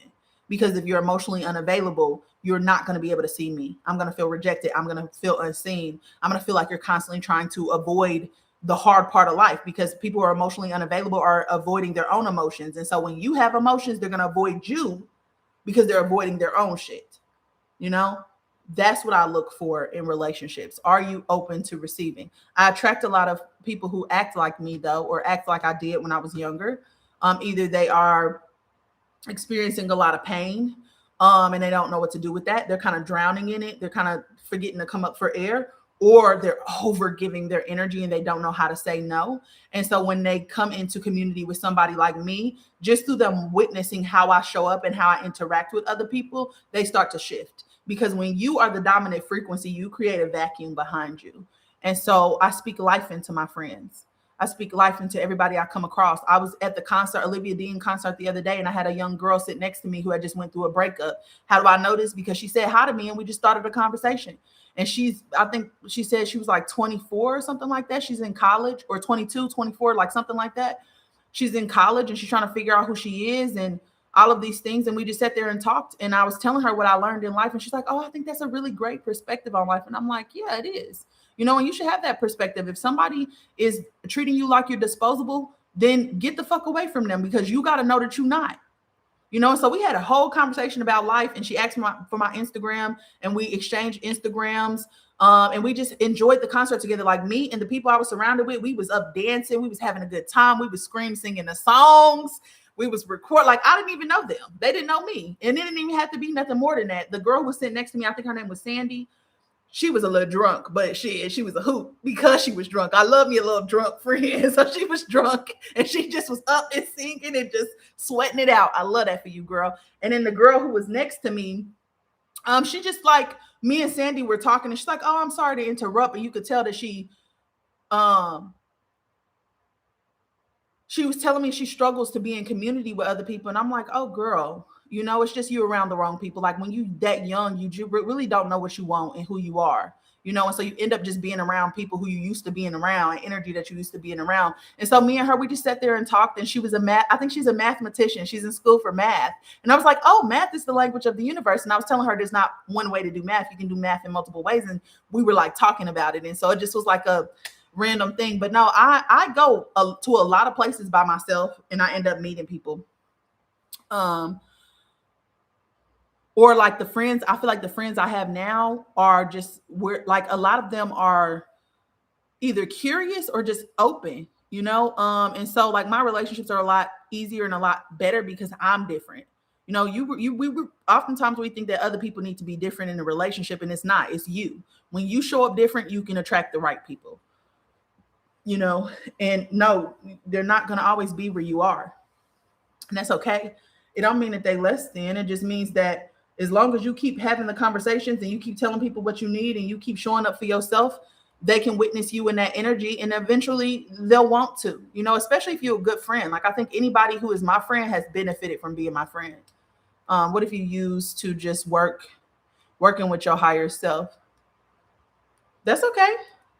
You can work with your higher self through this, because your higher self is just the version of you that's responsible for helping you through this incarnation. And so you can work with your higher self. That's fine. This confirmation for me. I've been waiting or wanting to do more things by myself. I used to do it often. Yeah, I go to concerts by myself. I go to events by myself. I go to the park all the time. I go to the beach. And I'll go to the park just on a random, like, because people out in LA, they like to just go to the park and tan, or go to the park and just hang out. And so I have specific spots because I'm a tourist. So we always know where the best shit is. And so I have specific spots. I have like coffee shops. I like the library too, because don't nobody be in a library no more. And in LA, they got some beautiful ass libraries that you could be looking out into the motherfucking ocean. Bitch, I'm gonna go read a book and I'm gonna cuddle up at the library. Like, it's like I do things I want to do. Like, and so like I'll go horseback riding, I'll go take a dance class, like whatever it is that I want to do, because I feel like life really is about pleasing yourself. And so I'll go out to eat by myself, any of it. I don't care. I don't need nobody else. I only ever really needed me. And then if I meet people in that place, that's a bonus, that's an addition to. you know oh, did you? Yeah, I love Barnsdale. Barnesdale is my favorite fucking park. And you can see like the Hollywood sign and the Griffin Auditorium. And it's really great place to go to watch the sunset. Yeah. Did you ever feel like you had to move out of Nap to elevate? I know a lot of people get stuck there. Yeah, because I needed to grow up in Nap, because Nap is on a neutral node, meaning that it actually has the energy of balance. But because it's kind of like on the east side of the world, it's in fire energy. And so me, I felt imbalanced in Indianapolis, because it's not water energy, it's fire. And I'm 8 parts water. I mean, not 8 parts water, but 8 parts feminine. And so coming to California changed everything for me, because I can flow out here because California is water. And so yeah, I escaped. I escaped from Nap twice. I moved to Orlando for 3 years. I came back to Nap for 3 years, and then I moved to LA, and I've been out here for almost like 5 years now. Expressing yourself through creativity is so important. Yeah. And so I thought, like, y'all know I've been telling y'all I've been writing a book, but I don't think I'm a writer in that way, even though I have a good fucking book on my hands, right? But I feel like I'm a writer in the fact that I sit down and I just be writing, like these notes that I take of like my channel messages. Like, I think I'm that type of writer, not like I need to produce something type of writer. I'm more of like I need to organize my thoughts as like a scribe type of writer. I went to Kenneth Hahn. Okay. So I've noticed since this storm we just had in Florida, my energy has been off. Florida is fire. The whole east side of the country is fire. And you know that it's fire because they have water storms. You always need balance in nature. And so you know that California is water because they have fires, right? Because fire needs water, water needs fire. And Midwest is in the middle. Hey, Terry. Texas is technically water. Here's the thing, because Texas is kind of in a strange space. And so technically Texas is water, but Texas is kind of down low, because I think, where is Texas in ratio to the equator? Because Texas is big. Texas ain't no little bitty ass state. Like, Texas could be its own continent. So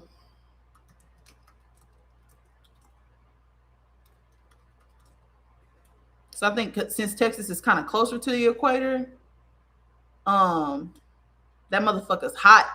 That motherfucker's hot. Yeah, Texas is significantly closer to the equator than the North Pole. It's approximately 2,200 miles north of the equator. Yeah, but Texas is technically would still be, it's probably split down the middle, but to me it feels. Let me look at it. Let me look at the map real quick. Okay, love you, bye. I didn't mean to pick a fight. Yes, actually straight down the middle. Like I feel like Texas is in the middle. So half of it is probably fire, like over towards like Dallas, Sugar Land, that way, and then the other side is water because it's like right in the middle. Like Texas is like kind of in the middle. That motherfucker's huge. Um, but yeah, so I was just getting on here to tell y'all to join the group, okay? So that we can do this collective work over these next 5 days. We are gonna have to move through 3 cycles of energy, and so these first 3 days are about the self. And so over these next couple of days, I genuinely want you to focus on the self. I will be putting a lot of different, yeah. Oh, are you? They keep putting the Telegram group in the chat, y'all. All you do is got to join the Telegram group. It does not cost you anything. We are just doing collective work over the next 5 days to restore sacred exchange and reconnect with goddess energy, which is the divine feminine energy. We're rising her up and rising up her spirit so that we can stop being in an environment that takes from us and does not give back to us. Okay, there it is. Thank you, Kiki. That's the link, y'all. All you do is got to join. I don't want you to be in ground. I don't want you to be in grind mode because that's patriarchy. That's masculine energy. I want you to rest. Your ancestors did not get a chance to rest. They worked them into death. Okay. And so a way for you to honor them right now, especially in these first 3 days, is to rest. If you gon' be working like a dog, do it on these days, the 19th through the 21st. But from the 17th to the 19th, you need to be pouring into yourself. You need to be loving on yourself. You need to be saying no to everything. You need to take as much rest as you possibly can because that's how you honor them. That's how you give them your energy. Okay. I feel like I'm being guided to do a fast. Is that wise right now? Absolutely, because a fast clears out the body. And what I'm going to do in the group is I'm going to give y'all something to clear out your body because you got to clear out some, expel some, or exercise some of them spirits that have connected to y'all internally or externally. Okay. We need to exercise them. So over the next 5 days, I will be having y'all do something like that. Every single morning, y'all will be pouring water for your ancestors. Before you go to sleep, you'll be pouring water for your ancestors. The 17th and the 18th are protection work. And so you need to be cleaning.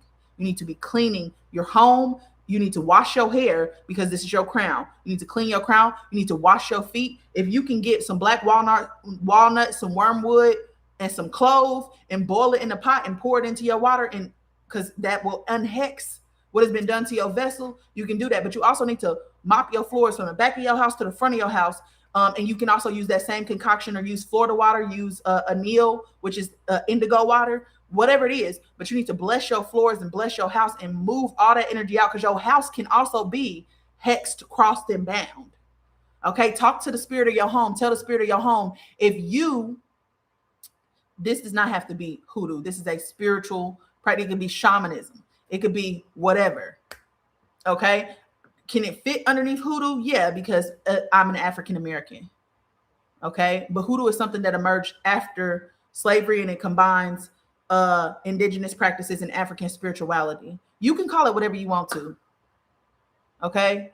Hoodoo is a closed practice though. And so I'm talking about anybody who is trying to develop their own relationship with spirit, and it doesn't have to be within the realm of what's already here. You can do whatever you want because spirituality is free. No, it's a lot of people joining the group, babe. There's 63 members right now. Ooh, hold on, wait. Do you have this outline somewhere to remember these steps? No, this is going to be on my podcast. This is going to be on my YouTube. Okay. This is going to be on my podcast. This is going to be on my YouTube. Okay. But not only that, if you join the group, when you join the group, I'm going to be giving y'all instructions on what to do. Okay. My podcast is called Becoming No One. It's on YouTube. It's on Apple. It's on Spotify. It's on Pandora. It's on every single platform you can think of. It's called Becoming No One by Taja Moore, TajaMore. Okay. The group is on Telegram. We're going to be doing collective work over the next 5 days. I will be giving y'all the times that we're going to do work. I'll be giving y'all instructions on what to do for y'all work. But this first part is about cleaning and protecting. Okay. When we in this one energy, we're cleaning and protecting. Why? Because then we need to open the roads. If you didn't cleanse, clean, and protect before you open those roads, that road ain't going to open. We need the road to open. Okay. And so we need to cleanse here. We need to protect here. We need to open the roads here. And then we need to visualize a new future. Okay. And we need to celebrate here. So we're going to have a dance party, and we're going to put on some good music about self-respect, about reciprocity, about knowing our worth, about clarity, people who are speaking from clarity, and we're going to dance together. We're going to sing together. We're going to have fun together. Okay. Because this is what we need, the progression. Okay. All right. There was something I was about to do. Tomorrow we will probably get back in to, actually, no. Now that I got that out the way, I'm gonna spend a little bit of time. Oh damn, it's been an hour and 45 minutes. I don't know if I should do this today. Because if you did not watch yesterday's episode, the link keeps being pushed in, they're posting a link in the chat, y'all. So yesterday I talked about like what had been done on a collective level. Thank you, baby. So that you can understand why there's a sacred energy imbalance. Okay. If you did not watch the episode from yesterday, which I named Living in a Disconnected Society in a Disembodied Reality, or something like that, disconnected reality, living in a disconnected society in a distorted reality. Okay. Go back and watch that video. Do that today. Go watch the video. The reason why I need you to watch the video is because you need to understand what was done. Okay. I'm going to give you the second part of that right now. Okay. Let me figure out though. You got to understand what's done. And you also got to understand the role that the spirits play in this, because this reality is not just of human. This is the spiritual and physical world. There is no separation. Okay. And so the spirits just live at a 90-degree, tick up than we live. Okay. And so we need to honor the spirits, the animals, the plants, ourselves. Okay. And so tomorrow is about self-worship, self-worth, self-worship. Okay. And so you want to do an everything shower, put on your favorite smells, adoring yourself. Like you want to be like, I smell good. Like you want to pour into yourself, make your favorite meals, because Taurus is about, or Venus is about, having a connection with yourself and having a connection with other people. So you also can do anything that brings you pleasure. Flick the motherfucking bean and hold the vision of the world you want to see while you flicking that motherfucking bean. When you hit that, not the cheap ejaculation. You don't need that cheap shit. Okay. Go for the big girl. Okay. Hold the vision of what you want to see. That is a way for you to manifest. You can do that as well. You are a woman. Yes. You are a woman. You don't even understand the power you wield. And you are the gatekeeper of this reality. Okay. Rock that lady in the boat if you got to. If that's all you got is your fingers and your hands, get to work, sister. But balance. Don't be in that room all day now. But hold on. Let me see where we left off yesterday to see what else we need to know. Oh yeah, no, because we didn't talk about the seraphim yet. We didn't talk about the wise ones yet. Which is where I come from. Okay. Yes, men can do this as well. Just don't go for the cheap ejaculate. Like you need an orgasm. Some of y'all ain't never experienced the orgasm. And so you need to be able to find that motherfucker. Like semen retention. That's what you need to look up. And I'll even put in the chat. Some information for y'all on semen retention. Okay. Hold on. Let me try to find my page real quick. But yeah, y'all can participate. Also, if you got a partner, y'all can do this together, because two of y'all is better than one. Two creates three. And so if you got a partner, they on the same page as you, y'all both hold the vision of what y'all want to see, and y'all hit that big O. Ooh! Y'all don't even know. This could be fun. This could be fun. Yeah, our ancestors, I don't think our ancestors was from Africa either.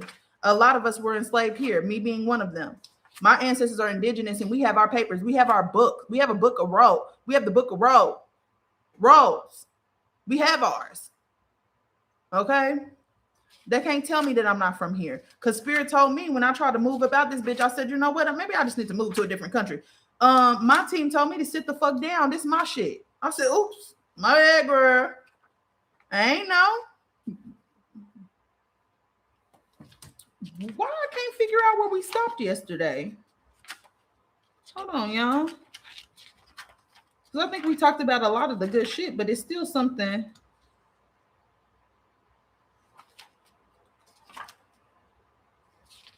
Okay, that's Saturn. This is okay. I found it. All right.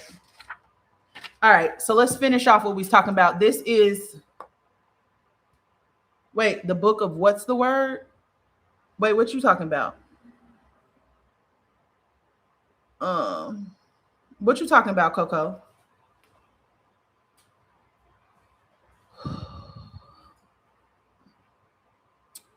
All right, so I'm gonna start from where we ended yesterday. My book isn't written yet. This is just me, my channel messages. Yes, our land, they lied to us. That's why they can't kick us off. But they kicking off immigrants. They kicking them off. But they ain't, why they ain't kick off black people? Rose with an S, yeah. Oh, my family lineage book. Rose, yeah. It's like the Dow's Rose. It's an indigenous book. So I had an ancestor named Letty, y'all. Letty is on my mom's dad's side. And Letty came to me the other day because my mama just like saw a picture of her and she was standing in this field. But Letty spent her whole life fighting for her indigenous status. And so what happened is they tried to come in and take her land, and she had children. And so they went through a place in history where they created the census, and the census had you claiming like a distinction. Like first we were colored, then we were Negro, then we were, black, like they kept changing our title. But what they did is they took all the light-skinned indigenous people and they gave them indigenous status, and they left out all of the dark-skinned black people, right? And so Letty said, fuck no. And Letty fought in court her whole motherfucking life to be put in the Book of Rose. Okay. And so Letty came up and she told, I'm a medium, y'all. So my mama had some type of like connection to Letty, and she was like, I don't know what this is, Tadra. Like, I think you should look into it. And so I looked into it on my mom's dad's side, and she told me what happened. And she was like, no, I would not let them. I just refused. And I went to court over and over again. I almost lost everything. But she was like, but I got put in that motherfucking book. And I thank you, sister, for your service. But then I also have another ancestor on my mom's side. Her name is Morning Dime. And so my mama told me that she was sold to the white man. And so I did not know that this was my mama's assumption. I thought my mama knew this for a fact, right? And so me and my mom was talking one day, and Morning Dawn came through, and she told me ROW, y'all, the Book of Rose, like the Native American distinction book.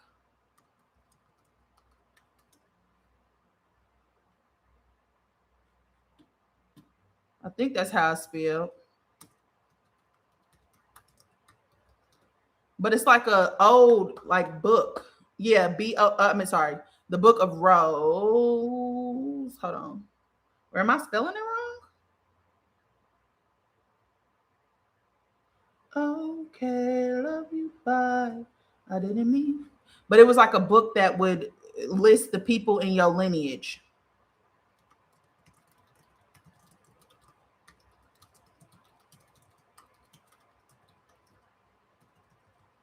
I think it's like Dow's, like DOWES, Rose.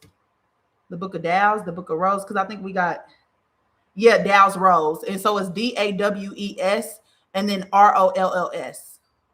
So the Book of Dow's Rose, that's what it's called.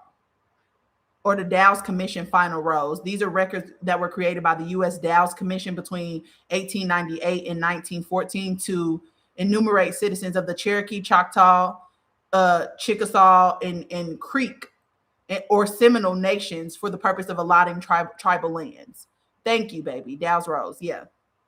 And so I don't know why I thought it was ROW, but it's the Dow's part because I am dyslexic in numbers and in words. Don't ask me, girl. It's just how I'm wired. I can see it in my head, but it won't come out my mouth that way. So, anyways, so yeah, she fought for that. And then I have another ancestor, Morning Dawn. And my mom was basically saying that Morning Dawn was sold to the white man. Now it is true that Morning Dawn ended up being with a white man, but when I channeled her, she said that's not what happened. She said she actually loved that man and that she was being put on trial for hops. And hops, I had to look this up, and it matches up with the time period that she was living. And so what was hops? Hops was beer. Indigenous people used to make beer. Like we get liquor from indigenous people. I don't know if y'all know that, but it came from indigenous people because they were working with the land, they were working with the plants, they were fermenting things, right? And so they made it illegal because they try to put restrictions on hops. And so they made it illegal for her to, and hops is like, it was specifically, hops weren't illegal, but the way that you make hops, it's like the distilling process, they try to put restrictions and limitations on that. And she was like, how you gonna come in and put restrictions and limitations on my shit? And so she kept doing it. She kept doing it, and then they ended up trying to take her to trial for it. And she ended up, because, you know, as a woman, you have to be married. You didn't have no rights back then. And so she married the man who she actually was in love with. She was in love with him. So he did not kidnap her, but it was a part of a treaty, though. Her family married her off because your family had to do that, you know? And so her family married her off so that she could run. And she did. She ran. Hops, I had to look it up because when she was telling me, I was like, hey, what happened? I thought she was saying cops, but I was like, that don't make sense because ain't no cops back then. And then she kept on saying hops. Hold on, let me see.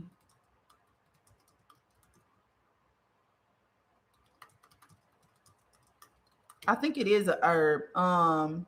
Hops are flowers, yeah. So hops are considered a herb and are the primary botanical ingredient used in beer. And so it was like the way that she was distilling it, they were saying you can't distill it like that no more. And she said, how the fuck you gonna come in on my land and tell me what the fuck to do with my shit? We've been doing it like this for years, but they was putting restrictions and limitations on it because, again, they try to, yeah, she was in Virginia. Yeah, she was in Virginia. So she moved from Virginia across the way. And so this happened in Virginia. She was running away from Virginia. And what's crazy about that is I was born in Norfolk, Virginia. And so, yeah, it was insane. But I looked it up at what was happening around that time, and they was trying to persecute women, and she, like, her family protected her, you know? And so we thought that she married the white man because the white side of my family, like, or the white people within my family, they're indigenous and white. Like even my white great grandparents have really, really long hair to their feet. And it's because of Morning Dawn. Morning Dawn was the indigenous person, you know, but she left Virginia and came over. Oh, you're in Norfolk right now. Yeah, I was born there. And Norfolk is a water portal, by the way. And I'm all water. You know, my daddy was in the Navy, and that's why they have a Navy base over in Norfolk, because it's a water portal. Yeah, I was trying to go to Hampton, girl. And my daddy said, you're not taking your ass over there. I don't give a fuck what you got going on. But you ain't going over there because I know them men be getting off that ship and what they be doing to them women. And I was like, is you the men? Is you the saxophone in this scenario? Turns out he was. So he told me I couldn't go there. So I went to IU, Indiana University. I stayed kind of close to home. But yeah, Morning Dawn. I work with Morning Dawn a lot. I work with Letty a lot because those are enslaved, oppressed people. So just the women in your family too. Like what I would do is like find an ancestor song. My protection ancestor song is "We Own That" by Mona Leo. Yeah, you know, that's my protection song. But my paying reverence to my ancestor song is "Carmen" by Olivia Dean. And so when I went to her concert the other day, I literally was venerating my ancestors because everybody was scream singing it. Why would I not take that energy and pour it back into my people who was oppressed by the people who is singing it? You know, so I took a little bit of that energy for myself because they was going to do that anyway. I poured a little bit of that into my people because they deserve to receive back. And we got to get our reparations. They ain't going to get that shit to us. We got to do that shit ourselves. And that's why I'm doing this with the collector. Okay, so let me not continue to chat. Let me finish this off real quick, okay? And so yesterday we stopped by talking about we stopped off by talking about Saturn. Okay, Saturn is the balancing point. Olivia Dean Carmen, which is a dedication to her ancestor, who is an immigrant and like basically built a life in another land for her people. And so that's my ancestor song, because really she's just saying you didn't get a chance to get your jubilee, but I'll throw it for you. You know, in that sense, chills up my spine. Like when I first heard that song, I was boohoo crying.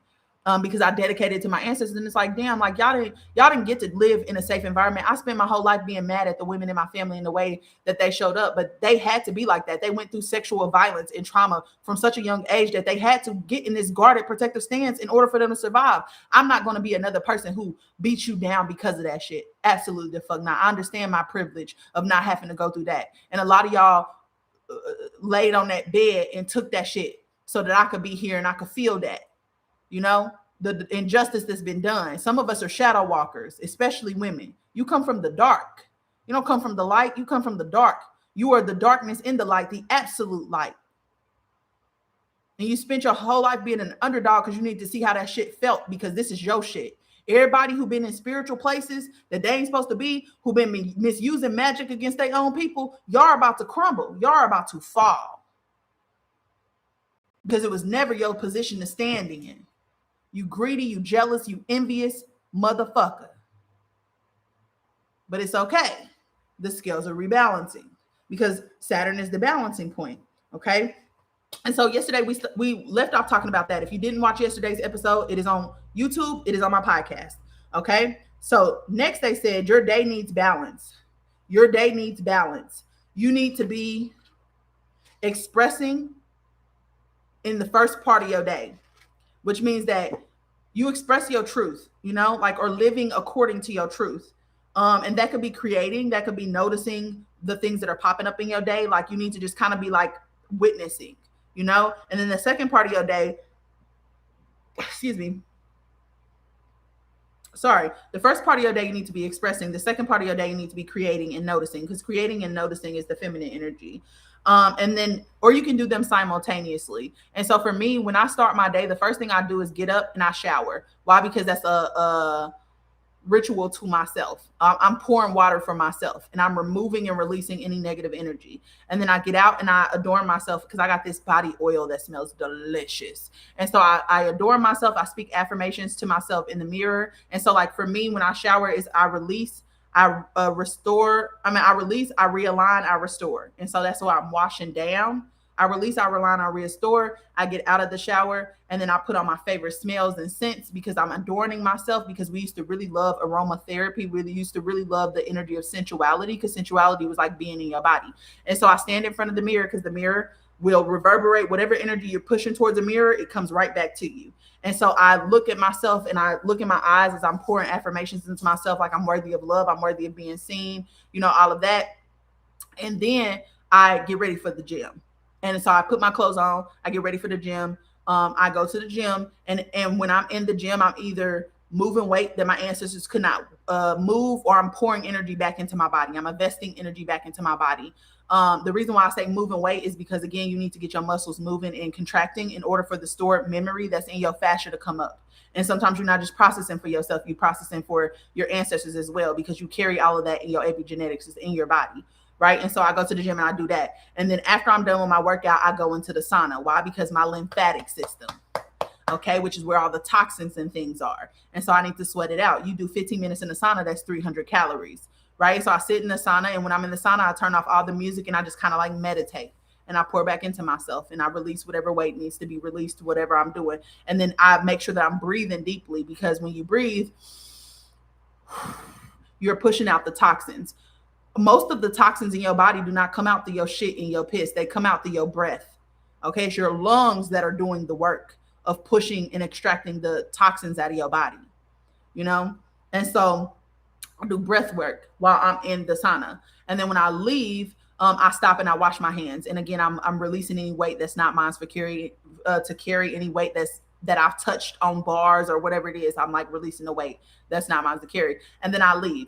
I come home and I kind of like get myself together, because the first part of my day is about me. I don't take the first client until 12 o'clock, and I only work Tuesday, Wednesday, and Friday, because those are the days where I have the most energy. Thursday is about me because it's a day of learning and abundance, and I love to learn. I love it, love it, love it, love it, love it.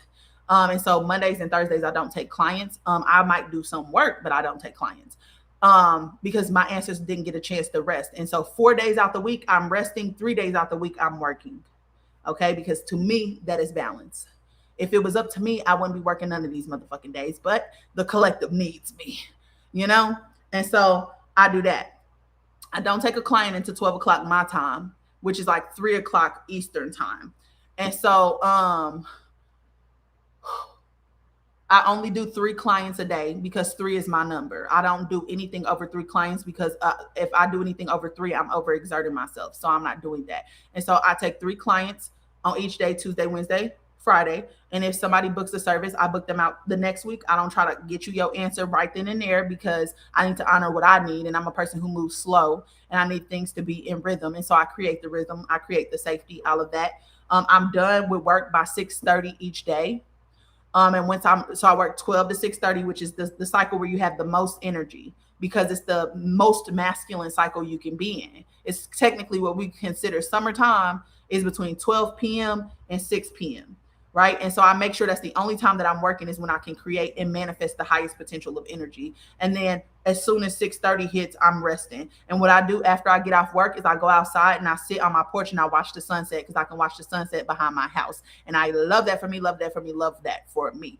And so while I'm doing that, I sit outside until the sun goes fully down. Okay.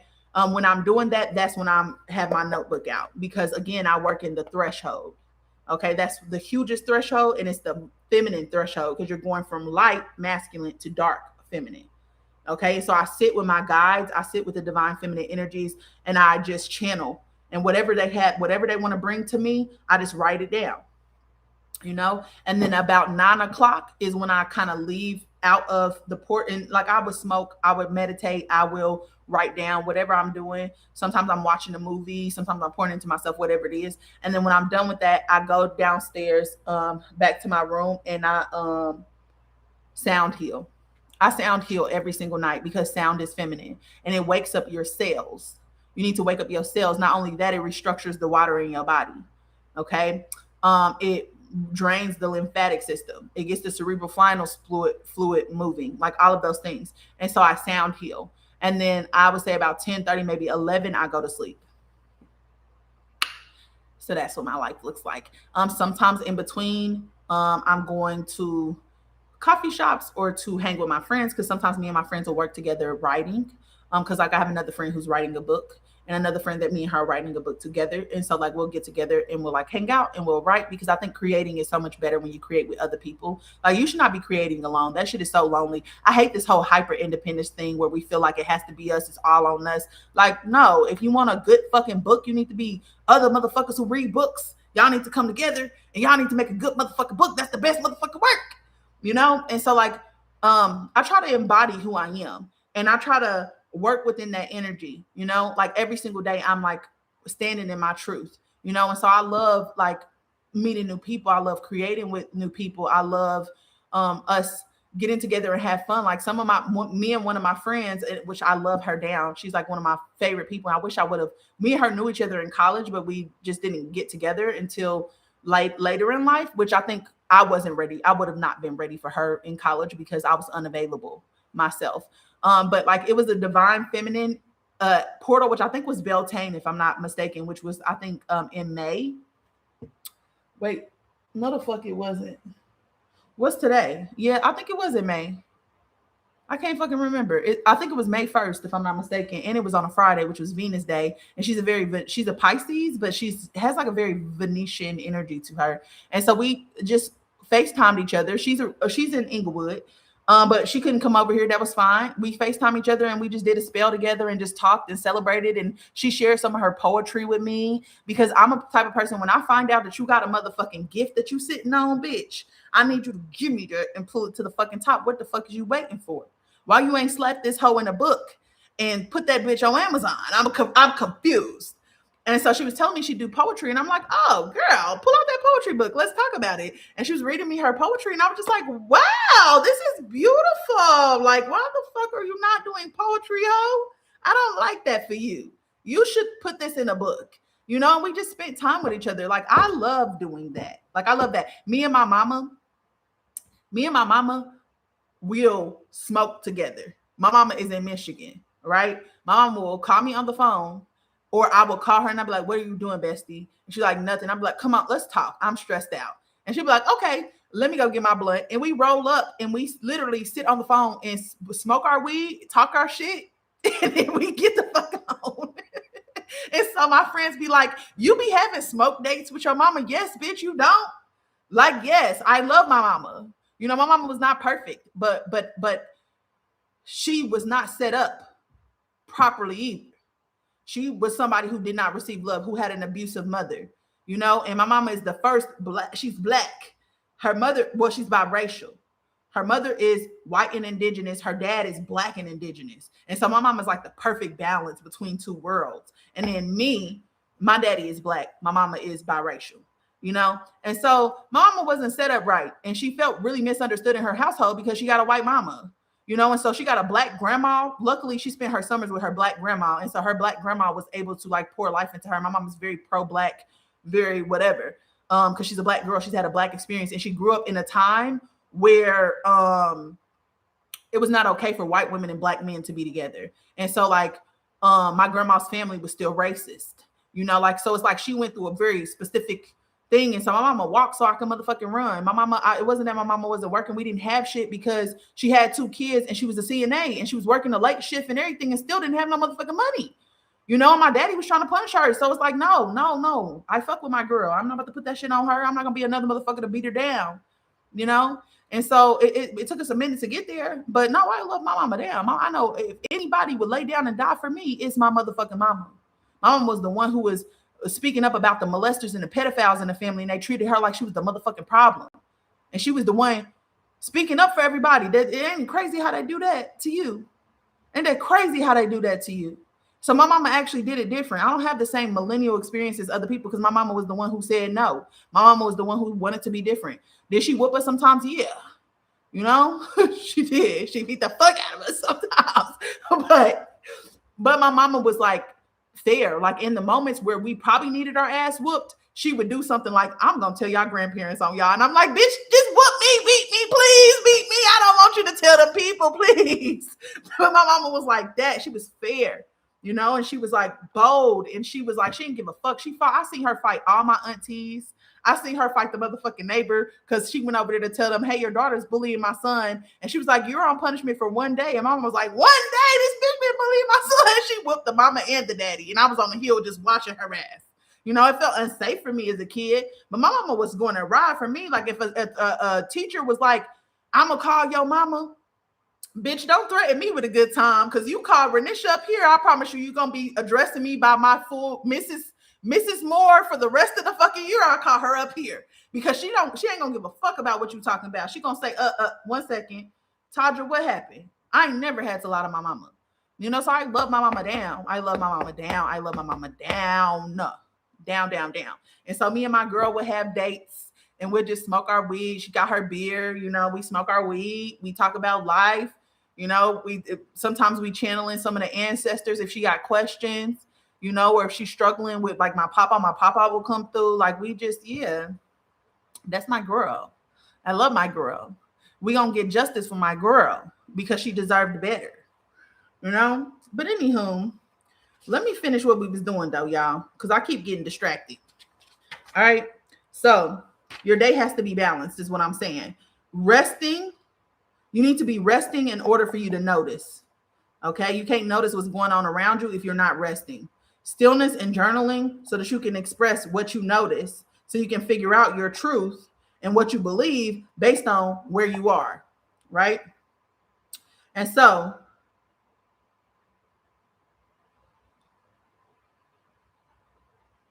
okay, this is me figuring something out, which I did a really good job of. Okay, so what I said was, I thought, so we talked about yesterday, like the whole Saturn, not in bio. No, my YouTube is not in my bio, but my YouTube is on my website, which is in my bio. And so if you go to my website and you scroll down to the bottom, it lists my podcast, my YouTube, my everything, and also my services too. We like the distractions too. Okay, cool. Because I be all over the place and I just don't even be trying. I do one-on-one readings. Maybe we're not supposed to get to this today. Like maybe I wasn't supposed to talk about this today. Because I think I talked about all the stuff that we needed to yesterday. Hold on, let me look. Because every time I try to talk about it, it's not happening. So like maybe this is a tomorrow thing, which is okay if it is. But yeah, I offer services. So I offer consultations and divinations. The consultation is just to get to know you, because I think some spiritualists will just do a divination without ever talking to you. Like, why would you be doing that? Like, you need to get in the person's energy. You need to talk to them about what they feel like the issue is, so that you can figure out what's the best way to help them. And so the consultation is really about advice. You got to do a consultation before you do a divination. I do offer it to where you can book them separately. Because some people just want to, get spiritual advice. And that way you can get spiritual advice from me without, the divination side of it. The divination side is me speaking to spirit, your ancestors, and figuring out what's actually going on in your life right now. Like, where are you presently? Why are you stuck? Okay. And then I ask spirit whether or not I can do anything to help you. A lot of y'all ancestors are angry and frustrated because y'all keep choosing against yourself. And so sometimes y'all ancestors will be like, hell no. Sometimes they'll be like, yes. But out of all the consultations and divinations I've done, only 2 ancestors have said yes. Everybody else has been no. And what you got to understand too about spell work though is like, it only gives you the potential of energy to work with. And so if I do a spell for you, you still have to do the work. You got to pay attention to what's showing up in your reality, because those are the barriers and the blockages that are in your way. And so what I'm really doing is bringing what's hidden to the top for you. I'm like floating it up so you can see what's happening. And you still got to do your part though, because it's the sacred shine. I'm moving the energy for you so that you can see. I'm creating movement for you, which comes through stories and the things that are coming up, And so that's the consultation and divination. I also realize, because I don't like to live above the human experience, I realize a lot of us are stuck in our mind and a lot of us just want information. Okay. And so we are intuition and information. Those things are supposed to be paired. But because again, we live in separation, consultation and divination is the spiritual side of things, the intuition side of things. Oversoul design readings are the information side of things. Okay. The information is going to be, it's human design, but I recreated human design to be surrounded around what your oversoul mission is, what character you came here to play, what environments you thrive in. It's also going to tell you how you digest and process information. Because your digestive system is how you process information as well, and life force energy. It's also going to tell you like how your energy moves through your body. Some of us are split definition or triple or quadruple definition, which means that you fragmented in 4 places. So you're looking at life through 4 different lenses, and the goal is to try to unify them, and so you got to keep moving, and you got to learn through other people and time and space and stuff like that. And you need to know that about yourself, right? And so I do that, and then I go through your specific energy, what you came here to contribute. What energy you need to be grounded in order for you to feel supported, what energy drives you but causes emotional instability, your north node, which is what energy you came here to master, the south node, what energy you need to integrate later on in your life. And I'll go through all your planetaries in your subconscious, in your conscious mind. Your subconscious mind is going to be your personality. It's the 10% of you, your mind. But then the subconscious is what's happening in your body behind the scenes, behind the veil, what your soul needs or what your soul decided when it incarnated, right?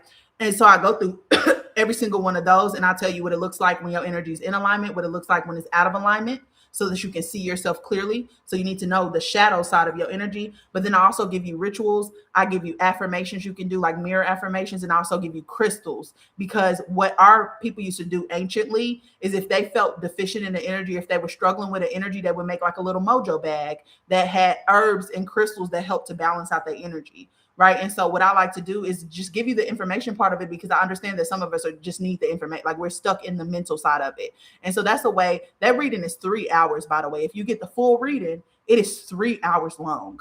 Okay. And I'm giving you all the information you need. I'm telling you exactly what advice I would give you based off of your energy type and what it looks like when you're in alignment, out of alignment. I give you all your shit, like everything you need to know.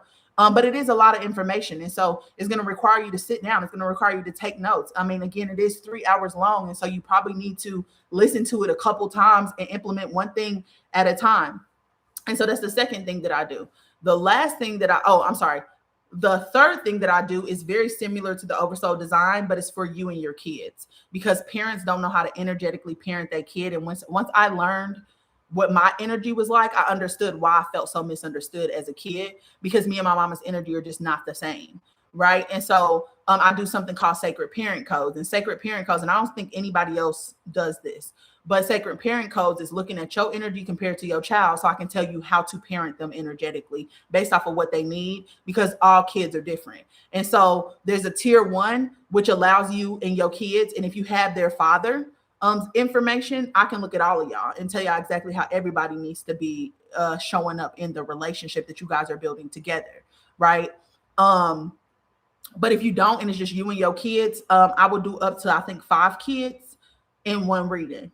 Okay. And that's the tier 1, because I care about kids. I'm for women and I'm for children.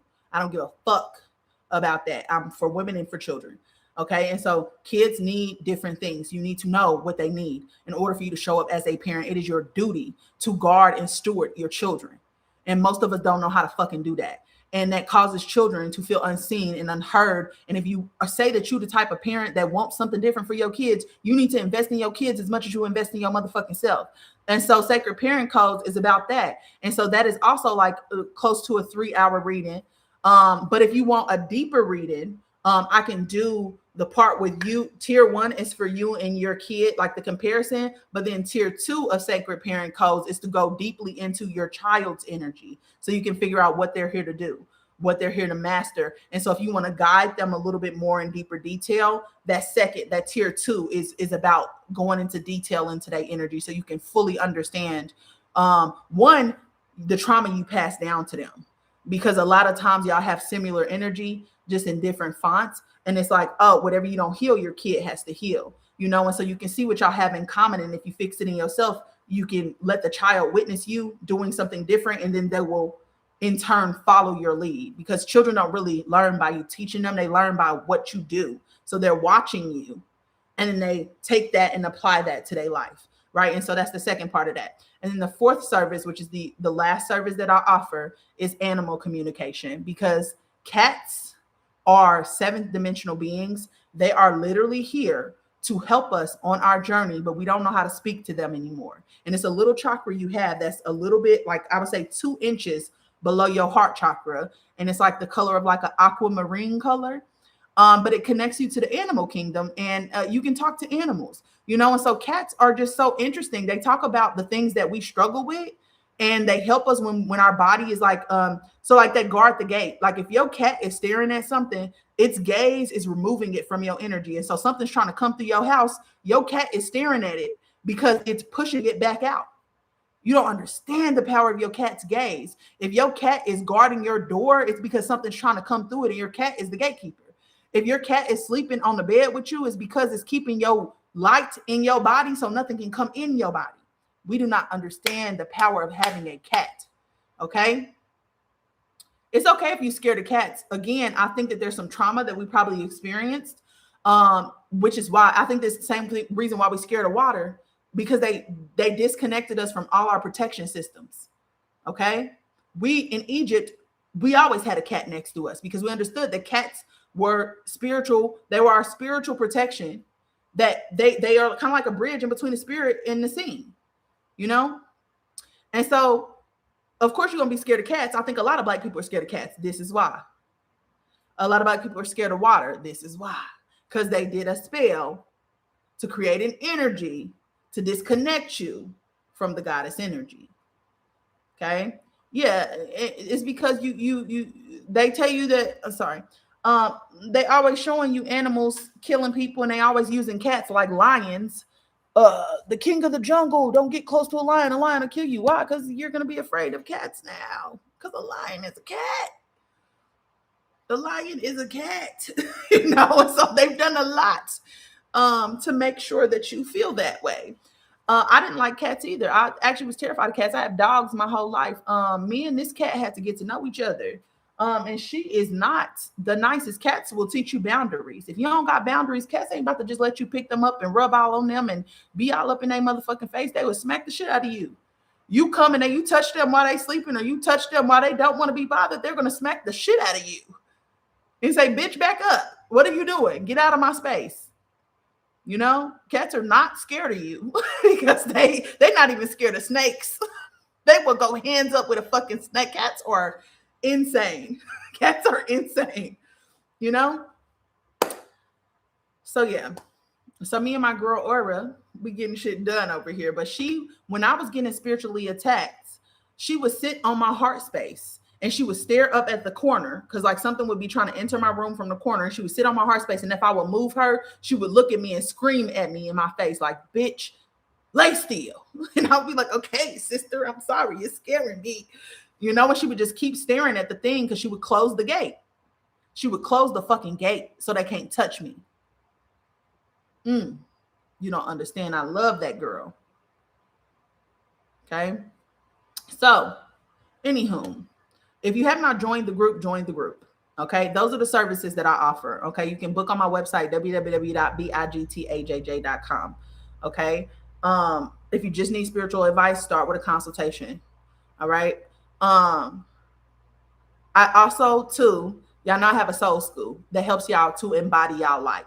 That soul school is called Akara. Akara is the pause in between. When you can pause your thoughts, which are electric, they're light. When you can pause the light, darkness can enter. Akara is the space that darkness enters. You need stillness so that darkness can enter, and darkness is the feminine. It is your truth. Okay? And so Akara is a threshold. And so it's a 3-year program. The first year is about you getting in connection with your body. And if you want to learn how to get into your own craft,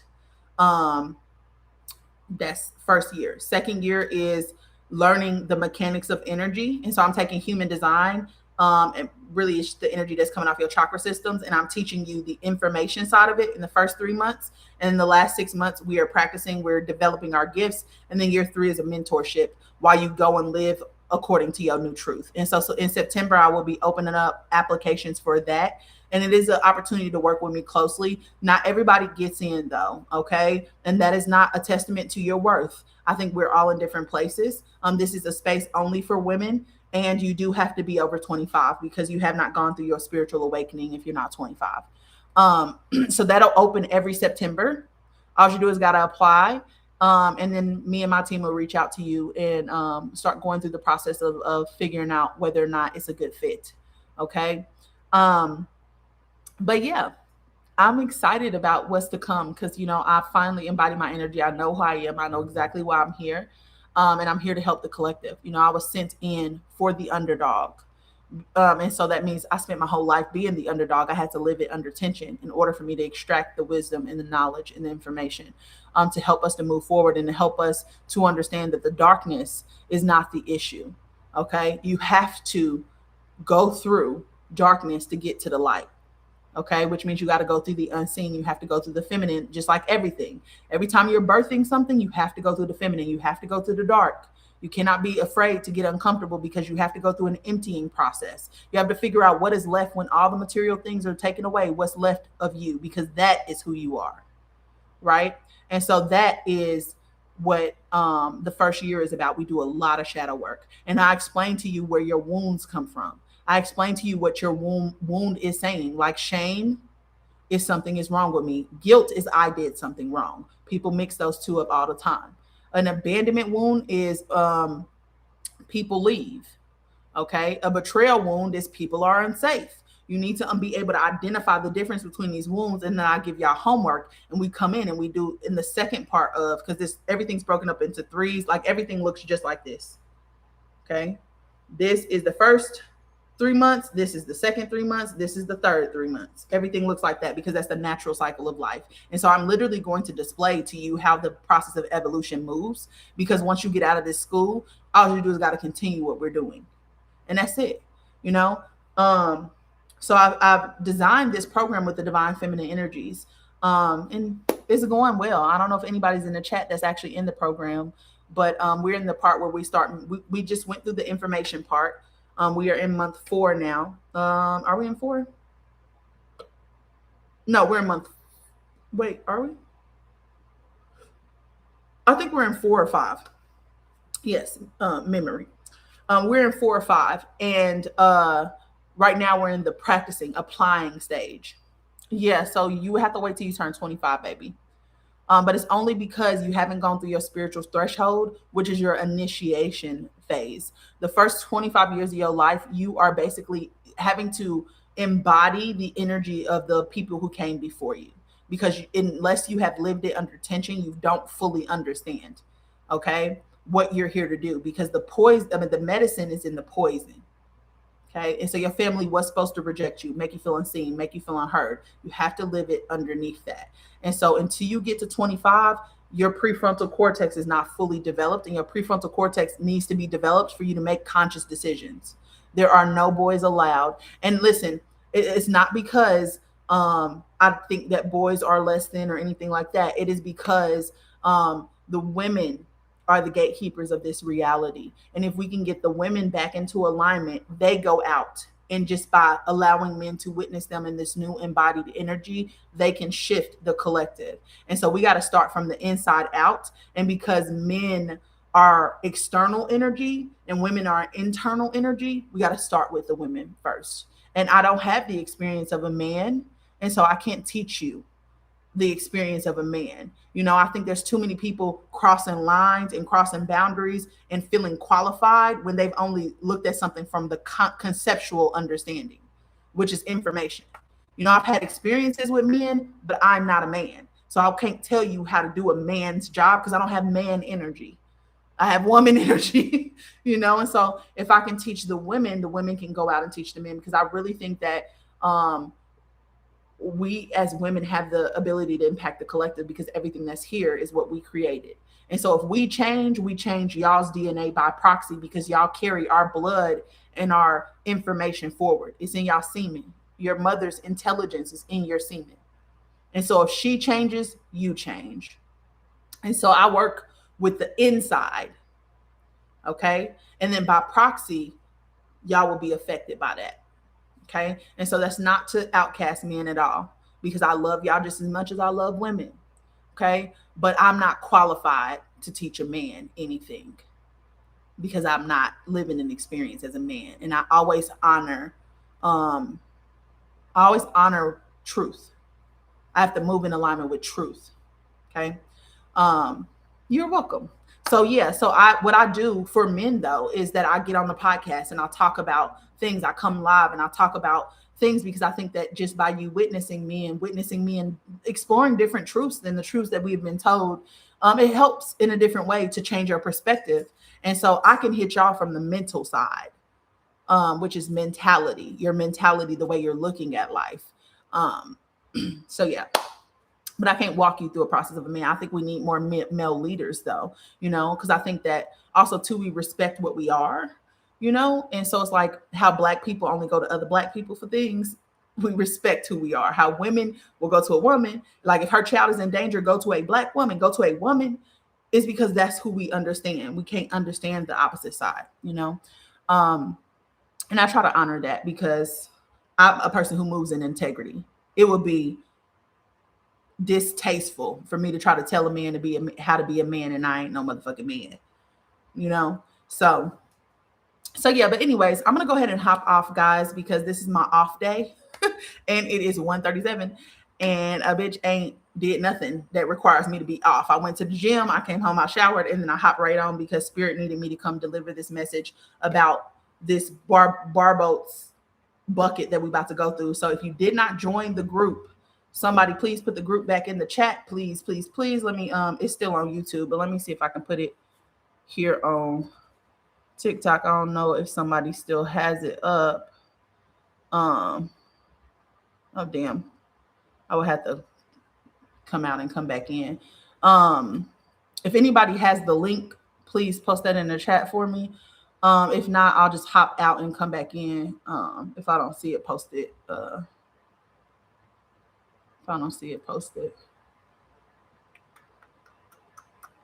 Okay, give me 2 seconds. It's gonna pause the live, but I'm gonna be right back. Okay, bye. I didn't mean to pick a fight. Do your thing to make me feel small. Okay. All right, y'all. So let me put the group in here one last time before I hop off of here. Here you go. Okay. And so that is the link to the group. If you have not joined, join. I will be on here in the next couple of days. And if you have friends or anybody who you know who wants to do spiritual work, who feels oppressed or who feels like whatever, share the link with your friends. Okay, pass it around. We are better together. Right now, there's 71 people in the group. Okay, and if we do well in this, then I will keep doing collective work for us. Okay. And again, I cannot teach you guys um magic from this, because this is only going to be like, hey, come as you are. These are things we can do together. Okay. Because I'm teaching magic in school. And I feel like I don't have time to teach y'all and us do the work. Right. So anyways, that is the group. See you in this Discord. No. This is Telegram. This is Telegram. I don't have a Discord. I only have a Telegram because I trust Telegram. I've been using Telegram for a while. Telegram won't just give these corporations your information. You actually have to sue them for that shit. And I like that. Oh, that's what you meant. Okay, cool. So yeah, so if you haven't joined the group, join the group. I am gonna put some information in the group today to get y'all prepared for tomorrow. But clean that house good. I mean, get up under the bed, like sweep the corners out of stagnant energy, all of that. Once you're done cleaning, mop from the back to the front, from the rooter to the tutor. Okay. Then you want to smoke clear. So if you got some sage, sage is really good for protecting the physical body from death. And so you protect your home from death because they're using death against us. The death energy, spirits, death. They're using death against us. So you want to use the water to uncross, unbind, and hex your home. So if you make some mop water, pine sol is really good. Put some Florida water in there. And if you got some uncrossing oil and hexing or reversal oil, drop a couple drops in there, and then unhex, unbinding. And when you mop with the intention that I'm uncrossing, unhexing, and unbinding my home from any negative or stagnant energy that is not so authentic to me. Then talk to the spirit of your home and tell the spirit of your home, because your spirit of your home has a specific investment in making sure that your home is protected. Bleach works as well. Also vinegar. Vinegar is really good because vinegar will remove all the energy. If you're going to wash your hair with some vinegar. Like shampoo it, get that out, pour some vinegar in there, let the vinegar seep in, or put the vinegar in the shampoo, not in the shampoo bottle, but like put it in your hand, put the vinegar in the shampoo, rub that shit together and wash it. Okay? Wash your hair 3 times until it gets too sudsy. That's how you know your hair is clean, but that cleans your crown out. And this is the receptor. Okay. So make sure you clean up. Make sure you do an everything shower. Whatever makes you feel sexy, good in your sensual inner energy, or in your feel good as a man. However, do that. Okay. Go do your favorite thing, create something, do something fun, do something exciting. If you love music, go listen to some live music, or just put on music in your house while you cleaning and dance. And ask your ancestors. If you are somebody who struggles to clean, ask your ancestors, because you need an ancestor for everything. I have an ancestor, Auntie Annie. She don't motherfucking play about cleaning. She won't even let me rest if it comes to cleaning. And so anytime I'm about to clean, because I don't hate cleaning. I used to have a cleaning business. I just think I burnt myself out with cleaning, And so I clean my house every single day before I go to sleep, because if I don't do it every single day, then it's just gonna get too piled up. I don't got time for that, right? So Auntie Annie handles that. You need to call for it. If I have any ancestors who are really good at cleaning and who really enjoy cleaning, I call you for it and I ask for your assistance while I clean my home and protect my home, and let that ancestor come forward and help you, because what they can do is lend you their energy so that you have the motivation to do that. Okay. But that's what I would be doing. All you do is got to say it out loud. You don't even need to know their name. The only reason why I know her name is because I asked her, because she was a motherfucking drill sergeant. And I sat down and my whole body was hurting. I sat down for 2 minutes. It felt like I got hit by a bus. I got up. I said, who the fuck is you? Who are you? Who are you? And she told me who she was. And I confirmed with my mama who she was. My mom was like, yeah, like, how do you know that? Because I don't know her, but my mama knows her. And so I told my mama, and she's the one who told me like the thing about charity. She was like, you don't need to throw it away because you're wasting shit. You need to give it to charity because that's the energy of sacred exchange. There are people who don't have clothes. You give it to charity, those people have clothes now. And I was like, okay, I get it, because I get overwhelmed and I just throw that shit away. I need it out of my face right now, you know? And she's like, no, you can't do that. It needs to be charity because it's a sacred energy exchange. And when you pour back into other people, you get back. You know, a part of our work is charity. That's why I be telling you, I can't really trust every spiritualist on this app just because they do motherfucking charity. Charity is a part of spiritual work. You have to be giving to receive, you know? So just because they're doing good things for the community, you know, that's just the same thing as the church. It's the same thing as those people who end up unalive and all that. But what's his name? John Gacy or whatever fuck his name was. He was in the church, you know?